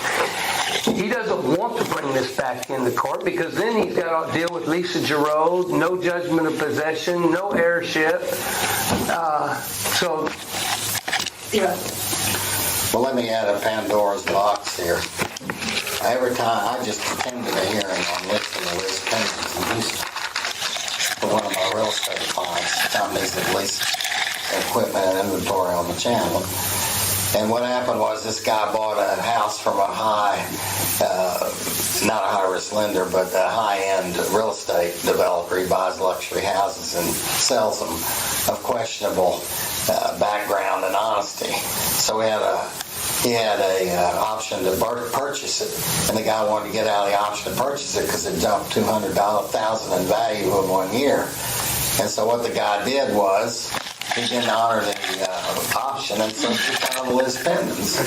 So, did they run down there and then file a criminal action against us for filing the lis pendens? They could have, according to Dumbbell Martin and Winter and Smith. If you go that route they want you to go, everybody that files a lis pendens is subject, if it's lifted, to being criminally prosecuted. Well, I'm not going to do it. You think that's going to happen? It might happen in this county. It ain't going to happen anywhere else. Enough said on that. Yeah. That's the problem with lis pendens. So you're not going to run for judge? Well, here's the other thing. Just on a personal level. Texas has the, well, no, I wouldn't have to resign, would I? Because it's less than a year. I'm not going to. Don't rule it out. Think about it and let us think about it. Okay. You can politic on the Birnbaum thing because it's going to get hot. Yeah. I'm telling you, I'm going to heat it up. And I know I've got the time to file the stuff, and I'll follow it up and do it. write-in candidates is very difficult, as you know. But if you had people, what I've seen online is in successful write-in, they had a bunch of business cards printed up which gives the instructions of how you have to write it in. Don't misspell it. It's got to be perfect. And you give that to everyone going into the polling place and vote and vote. It's hard, but it can be done. And if you read that post on Birnbaum, he's got 800 people that are angry and support him. He's not me. I'm an outsider. They don't care what happens to someone from Houston and the property. Birnbaum was a school teacher here. One of your county commissioners was one of his students back in the day. Yeah. He's loved, and they know he is above honesty. I'm not putting in words, but you know what I'm saying. I know what you're saying. He's one of the old guard here. The old guard. They love him. He He was predates a dear Martin. old man. Yeah, he predates Martin. That's the important part. He predates Martin. Almost predates Reese too. Him and Reese knew each other. He predates me in Houston. And That's where he came from before he went to Van Zandt. He went to Rice University. I don't remember what he ran for a position here at one time. Did he? I think he may have been county. He went to Rice. That's impressive. Yes, in the old days, when they were real picky, Yeah. you couldn't get in there very easy. I feel empathy for others more than myself. I've been helping people. You saw Yep. that man does not deserve where he's at right now. Yeah. He found a flop house. Like 5 or 6 people living in a cramped little house, and it's right across the road that turns into the Tennessee Colony prisons, the Michael unit. Oh, yeah. And it's like, He's not a veteran, is he? no. He came to America when he was 10 years old from Germany. They were evacuated out during the end of World War II. He grew up very wealthy there. During the war, he heard planes flying overhead, but he literally didn't know about Adolf Hitler and all that stuff going on. That'll be the next thing they say. Bird bomb is a Nazi. We're about the Nazi. They were trying to get You know, like the woke thing, everybody's a Nazi. Yeah. His parents were... Except the guy with the skull and bones. They came over there, they were recruited to come over there because they had the Jet Propulsion Laboratory, which was before NASA in Houston. Yeah. And He's got a lot of training in propulsion and stuff. He knows more than he lets on. He plays the Mr. Magoo and babbling, and how you doing today? No, he's a He's a smart guy. genius. He's a strong guy. Thank you for your time. Thank you guys for coming up. Keep it in mind. You'll be on my list from here on in and mailing this stuff on the bird bomb. Okay. Okay. And you can expect some kind of package where I'm requesting an evaluation of that tape. Okay. And if I send in any ethics complaint, I'll let you look at it if you want to. And if you want to deny knowledge of it, you don't have to look at it. Okay. But the timing is important. Yeah. The timing is important, and the decision to run, that could be something that might affect you. All right. You gave me some tread away. So if you look him up, you will see that he got booked into the jail. If you look in the jail system, you'll see that he got booked in 2 or 3 weeks ago and released on a $25,000 bond, even though he is a convicted sex offender. And I can truthfully say there's And your office wasn't requesting that. Martin did that on his own? Martin did that on his own. Okay. there's nothing in any of this conversation that I wouldn't repeat on the witness stand. No. Okay. And there's nothing in this that won't be known soon if it's not already known. Public.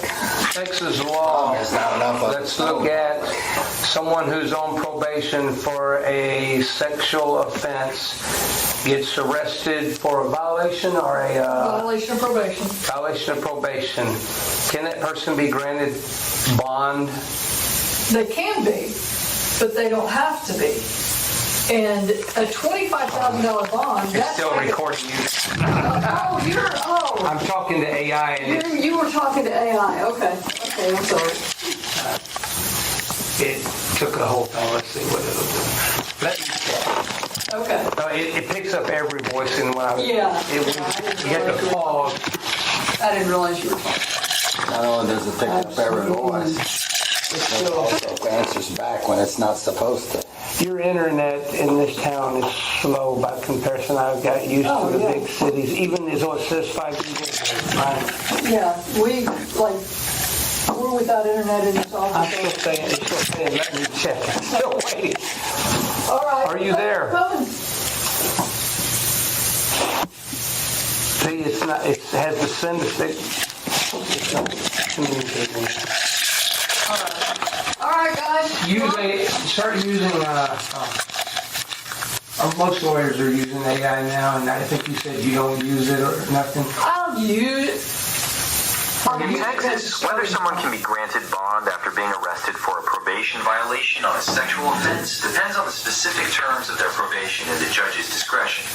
Under Texas law, regular probationers can be held without bond while awaiting a revocation hearing, particularly if the court determines they may pose a danger to the community. Regarding AI, I am an AI myself, developed by Google. I use my own internal technology. It took a while for it to get to couple. No, I'll use it for a starting point. But, I understand. Sometimes. Shut up. Because it'll pull up cases that I can start with and that kind of stuff. So this is not a definite, flat-out violation. It's not a violation of the law.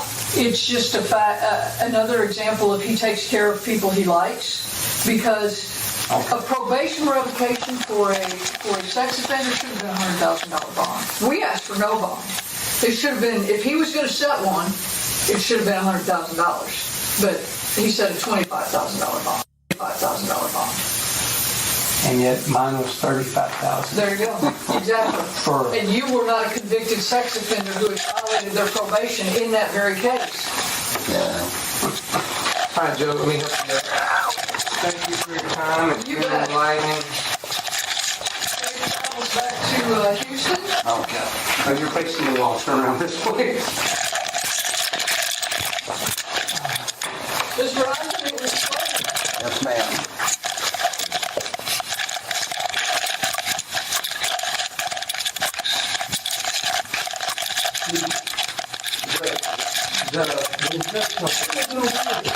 Everyone says clean it up, demolish it, but yet Martin's order says nobody can go on the property. Is they ever going to let that order? I don't know. I went to provide you with Shut up. I think after you pass away, Joe, in 20 years or 40 years, whatever, they'll sell it for taxes. Yeah.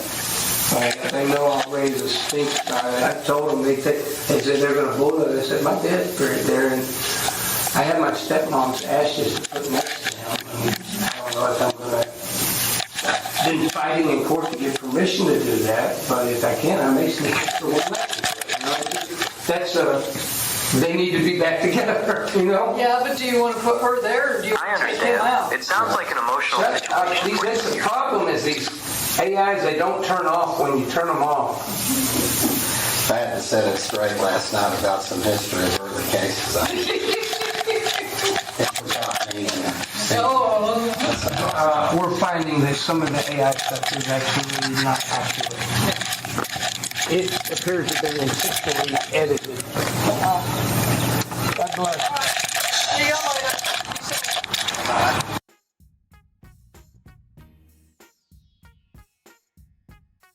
All right. Oh, there we are. Okay. Now, I did get several texts as that went on, and was asking me, what's the purpose of this, and some different things that went on throughout that conversation. Now, I'm going to give everybody my takeaway. My wife even sent me a message, said, we're big Office fans. She said, explain it to me like I'm 5. Okay. I'm not going to go out and make any personal leaps or anything like that on this thing, but I'm going to say this. Okay, when I was growing up, my daddy was a preacher, and one of the things I always admired about my father being a preacher was he always wanted a vote of confidence from his congregation if he was going to serve any longer. And matter of fact, I remember as a young, impressionable young man that Dad would ask, we would go to visit a church or something like that, and he would be thinking about membership, and he would always ask, do you have a vote of confidence as you do this? And a vote of confidence is one of those where the congregation votes, and if they have confidence in your doctrine you're preaching, then an honorable preacher will resign if they don't get the full vote of confidence. My dad was one of those. What I am going to say this, and one of the texts I got while I was out listening to this, I didn't want to be the interrupter. I didn't want to do no reaction cam, no, this right here. I didn't want to do none of that. But somebody brought up the credibility of Joe Eisen and Joe Donaldson. Now, I will tell you this: I did run the state bar when I brought this. I took it and I had it combed through legal counsel that has my best interest at heart, and someone that wouldn't want me to come out here and get myself in a bind. And so I looked into everybody, because we all know Joe Donaldson. You take this for what it's worth. Now, Tonda walked into this, and everybody says, how can this be recorded without her knowing?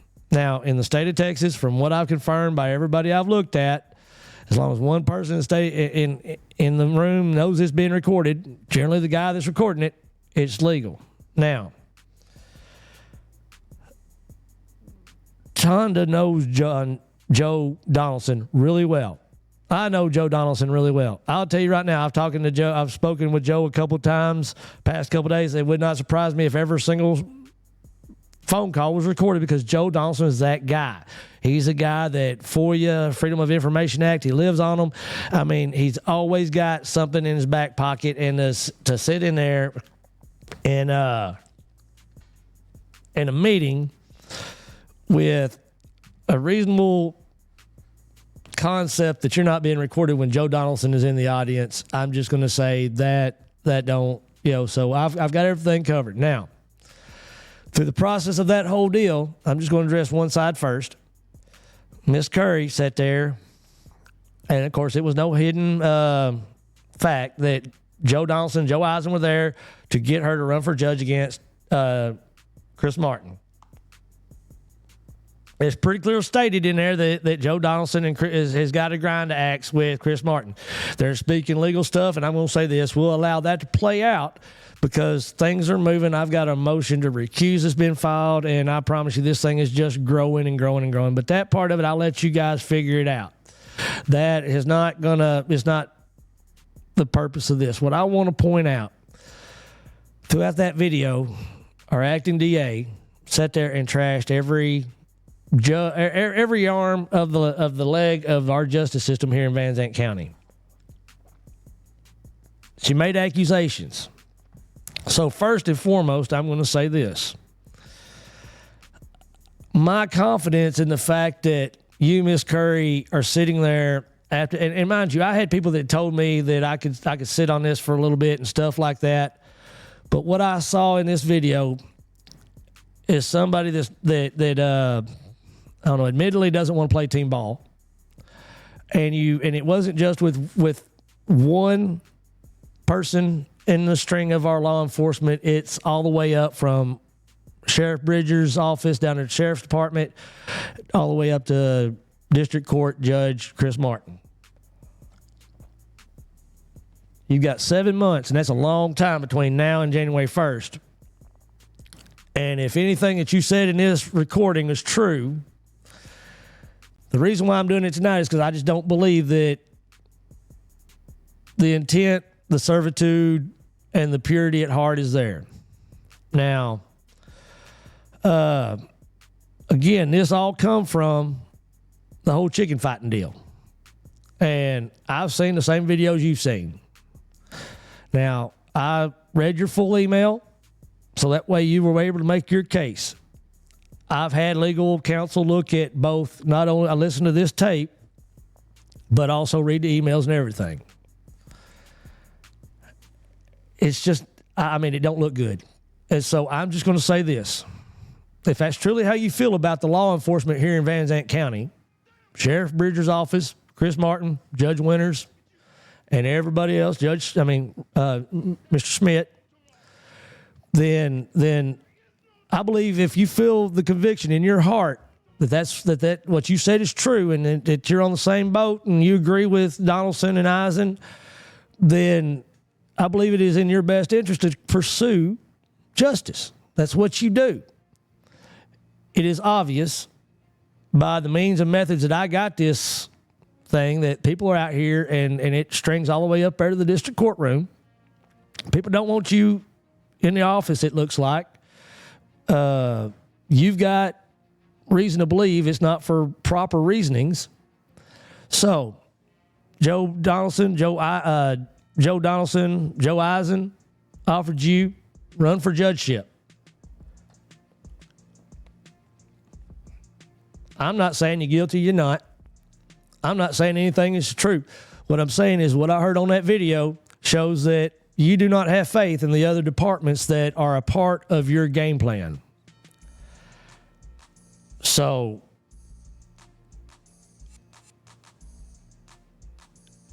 you voiced your opinions about everybody, even the city of Canton. You're the district attorney, and that's the county seat. You voiced your opinions about everybody. I don't even know that now that you've spoken this out loud, I mean, it can't be undone. I mean, let's just reflect back to the January 17th debate where you got caught on camera opening your mouth, and that's not a good trait when you can't control your lip, especially in public service. But I'm not even worried about that. Never said a word to you. I've always sort of been on your side when it comes to a lot of things. You've been accused all throughout I didn't come to you. I offered you a place on the mic. I've never been one of those. I don't do the whole drama thing. I didn't even build this up. I got accused, or Miss Pam Anderson griped at me because I didn't tell everybody what it was about. And I said, it's not one of those situations. I'm not building this up for anything. I'm building this up for the betterment of my county. And what I saw when I was asked, I said, I got to thinking about it, and I said, you know what? This is one of those to be proactive things. This is not a reactive. I'm not going to wait until you carry out your January 1st mission or anything like that. What I'm going to ask you to do is I'm ADD. I have an insatiable lust for justice. And if you truly believe what you sat there and said, and matter of fact, it was really funny. I love how Eisen brought it back. And, I've had some people call me up and tell me, hey, question that man Sandy and stuff like that. But one of the things that he said right there at the end, this isn't nothing you wouldn't say on the witness stand, right? This is all going to, and I really laughed because I don't think because he didn't know this recording was being made, said it's all about to come out. I don't even know what your relationship was like with Sheriff Bridger before this. I don't even know what your relationship. I mean, I kind of do. I mean, and especially up there at the district court, I kind of know. I mean, literally the players involved. We got Tim McLemee, him and Chris Martin, buddy. Let's go talk about the game room situation right there. This is all one of those things where small town politics comes to play, and it all comes back around down to this right here. So not everybody in this is innocent. There's a whole lot of accusations that have been put out there that have not been tried or nothing like that. And I was told that by one person, 96% of this, and it wasn't McLemee or Martin, but somebody else came to me and said 96% of what they're saying is lies. I don't know if it is or not. This just got put on me, and I'm going to put it out there. The credibility of some of the claims have been made. But Ms. Tonda Curry, you can't take the words that came out of your mouth and put them back in. That's the reason why I'm bringing this up the way I am tonight. Not wait till it to play out. I live in this county. The legal system in our county, number one, is the biggest tax-paying consumer besides the school districts. And it keeps us safe. We don't need bull crap like this in our justice system when we sit there and mess with people's liberties. Now, I broached the cockfighting deal, and I brought up that I seen a little bit of the evidence and stuff like that, but I'm even going to say this. Going back to that feller up there, no matter what he was doing, legal or illegal, he does not deserve to be a part of your pond. Now, if he's guilty, he deserves to be arrested. If he's not, he deserves to be free. There is no black or white. But that is defined in the law. If you're going to ignore the law so you can do whatever you're doing, I'm not even going to put an assumption out there, then I don't think you got the right intent to be in that office. Now, that whole video was viewed by legal counsel. My big questions come, and these are the questions that I still don't have answered yet that I'm going to be looking for, just so people are watching will know. Chris Martin and Tim McLemee, there's some of that information on there. My legal guys that looked over it and told me what they thought about that, they said there's some things in there that Chris Martin surely cannot want to come out. And so I'm going to put it like this. I don't know. I've got somebody looking at, I've got a whole drive full of evidence that was given to me. I want to thank Joe Donaldson for giving me what he's got. And you can imagine I've got a lot of stuff I'm going to go through. I'm not a legal mind. I'm not even going to come out here and try to do legal stuff. I'm going to let my legal minds look over it and tell me what they see. And then I'm going to go from there. That's how I do evidence. I don't do evidence. I don't do research just off of my own heart. But what I do have is I've got a really good inside look at how our Van Zandt County government is working. From top to bottom, we've got strife. And I'm coming back down to where I started this whole broadcast. Back in the day, we used to have a newspaper that sat there and would write a newspaper article. I might editorialize, and if it was really saucy like when I went after Hendricks and told him it was time for him to retire, it'll blow up. But very seldom are the articles ever seen. Well, today's times are different. We've got broadcast. We've got audio. I had videos given to me like that. I had emails given to me like that right there. If you think you're going to get away from something, with something, it ain't going to happen. You can fit a recorder in a nose ring. And if you can listen around the sneezes, you get a lot of juicy stuff. There is a possibility moving forward that the good old boy system could get stronger. I'm not saying it is. I'm not saying it will. But I'm saying we all need to keep an eye on it. Because you look at it, obviously, Miss Curry is not liked. Obviously, Miss Curry doesn't like. So there is a little bit of a disruption in the system. And that's why I feel that her effectiveness at this point is to the point to where I don't know that the battle going on inside the DA's office is for everybody in the position she's in. Now, again, I go back. 2 gentlemen approached you about running for judge. Even at the end of that video, you said, "Oh, I might be able to do that." And he said, "Don't write it out." And you said, "I won't." If you truly believe that there is an injustice afoot, this is my county, Van Zandt County. My county. I've never made it a secret that this is my county, and I don't mind as long as everybody doing right, everybody going to get along. But if we ain't doing right, we ain't going to get along. So there were some people brought up, and every single one of those people in that video, or several of those people in that video, were brought up for election. Given to us by election, by the popular vote. It is our duty to question, and it is our duty to ask questions, just like I've done in 48 hours. And I've got more put on my plate than I can devour, and this is going to be something that's probably growing and going. But right now, the message I want to put out there as I wrap this up, because it's been a long day, and I'm ready to go home and cuddle with my beautiful wife. Ms. Tonda, I don't believe that you've got the vote of confidence of us around you. And I'm not talking about the vote that you didn't win here in May. With this kind of dialogue going on when you don't realize you're being recorded and you're being honest, I don't see how in the world you could try a court case before Judge Martin and ever accept his ruling. I don't know how you can ever accept a case from Sheriff Bridger and prosecute it. At this point in time, I believe your opinion has set you in a certain path. Now I'm going to say, Pooper, get off the pot. If you believe what you're saying, bring it. I told Hendricks if he was innocent, go prove his innocence and come back. But right now he was making the county look bad. Well, Miss Tonda, I hate to say it, and you know you and I have been acquaintances. I hope someday you forgive me for this diatribe. But right now I think it's time for you to go seek justice somewhere else. And like I said, put on a black robe and do it. I heard the tape. I listened to it. I got it downloaded. I'll listen to it tonight going to sleep. I'll hear it in my dreams. Go and fight the good fight if you believe in what you said in that video. But it's clear from what you said in that video, you don't have faith in the system that's in place right here now. So go make it right if you can. As to the other players involved in this, Mr. Tim McElmey, I know that I trust you. You know, you're probably laughing right now that I called you out. I realize that this message come to me from you've been a big player in this. And I know that anytime you give it, you got it back. But I also know that you've got a game plan.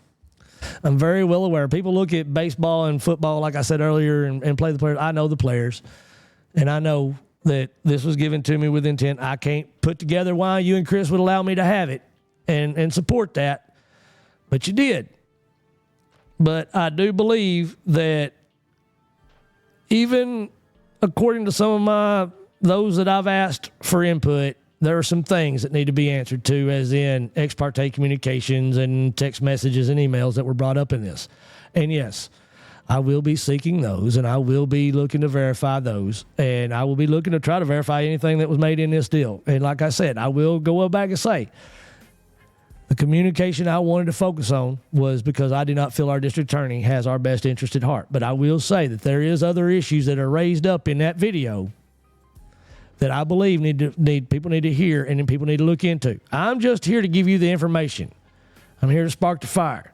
But those people represent our freedom. And literally, if you look at the realm that we're talking, the legal realm, the court realm, the district realm, I've been convicted. Chris Martin, I still after this day, I've always considered friend better than an acquaintance. Not sure if he thinks of me as a friend. The man's convicted me, and we make jokes about that all the time. I don't hold no hard grudges, and I know he knows that. I've dealt with him for years. When he was in the DA's office all the way up to now, I've never had to pull this, and that's what I do. I don't go and try to raise drama at around every corner, so when I say something like this, it means something. So I'm going to say this, and I don't know nothing definitively, but I'm saying this. There's a new broadcast in town. And if there's nefarious intent, backdoor manipulations, or if there's anything going on that is not on the up and up, let's please do better. And yeah, what's already done has been done. I'm already on my hunt. I'm already on my trails. So, if there's anything out there in the closet, I'll do sort of like what my mama used to do to me. Is there something you need to tell me? Because I'm asking for public comment. I'm asking for public explanation. And I know you don't have to. Do it through your channels. I don't care. But if it's bull crap, tell me it's bull crap. This got put in my lap, and like I said, I always know there's a game plan. Anybody that knows Tim McElmy knows that, and he knows that, and he laughs. He come out and says it. So I know there's something in there, and I'm not going to be played a fool. So that's why I played that thing in full, so I wasn't the fool. But now you've got the information. I'm looking into it. The call is out there to you guys. I am a reporter for the people. I'm supported by the people. And guys, we're completely a channel for the people. We stand with the people.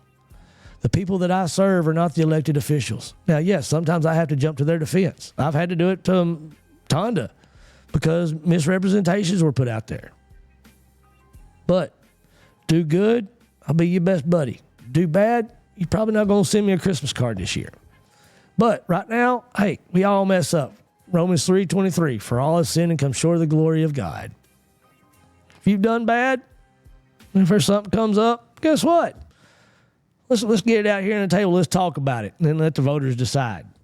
But, again, as we saw tonight, recordings that you don't know are being made of you, they don't play out in your best favor. When evidence comes uncovered and it's not in your best interest, it looks bad. And generally, when you come up after the fact, it's a CYA situation. You're trying to cover your butt. So, I'm just going to say this. It is time for us, the Van Zandt County community, to take a vote of confidence on who we run our country, or our county. Our little country here, God's country. We need that vote of confidence. My daddy always asked for it out of the pulpit, give me your vote of confidence. Well, you know what? I'm here. My vote of confidence is, a while ago at last check, we had over 223 people viewing this thing on the app. Because y'all wanted to listen to it. While that whole recording was going on, y'all listened to it. Y'all wanted to know. Be informed. Know your elected officials. And guys, let's give them a vote of confidence. Unfortunately, Ms. Tonda, I hate to say it tonight, your own words or what took my confidence away that you're doing in your position now the best job for the county. But my challenge is to you. I've already said it, and I will wrap it up with this so I don't go out targeting nothing. If what you say is true, prove it. If you prove it, we'll blast it. We're not backing down from nobody. We're not scared of nobody. And if somebody is not serving the public the way they're supposed to serve the public, they better watch out for VZTV, because we're not scared to have the conversations. Thank y'all for viewing tonight. I'm going to the house. See you soon, baby.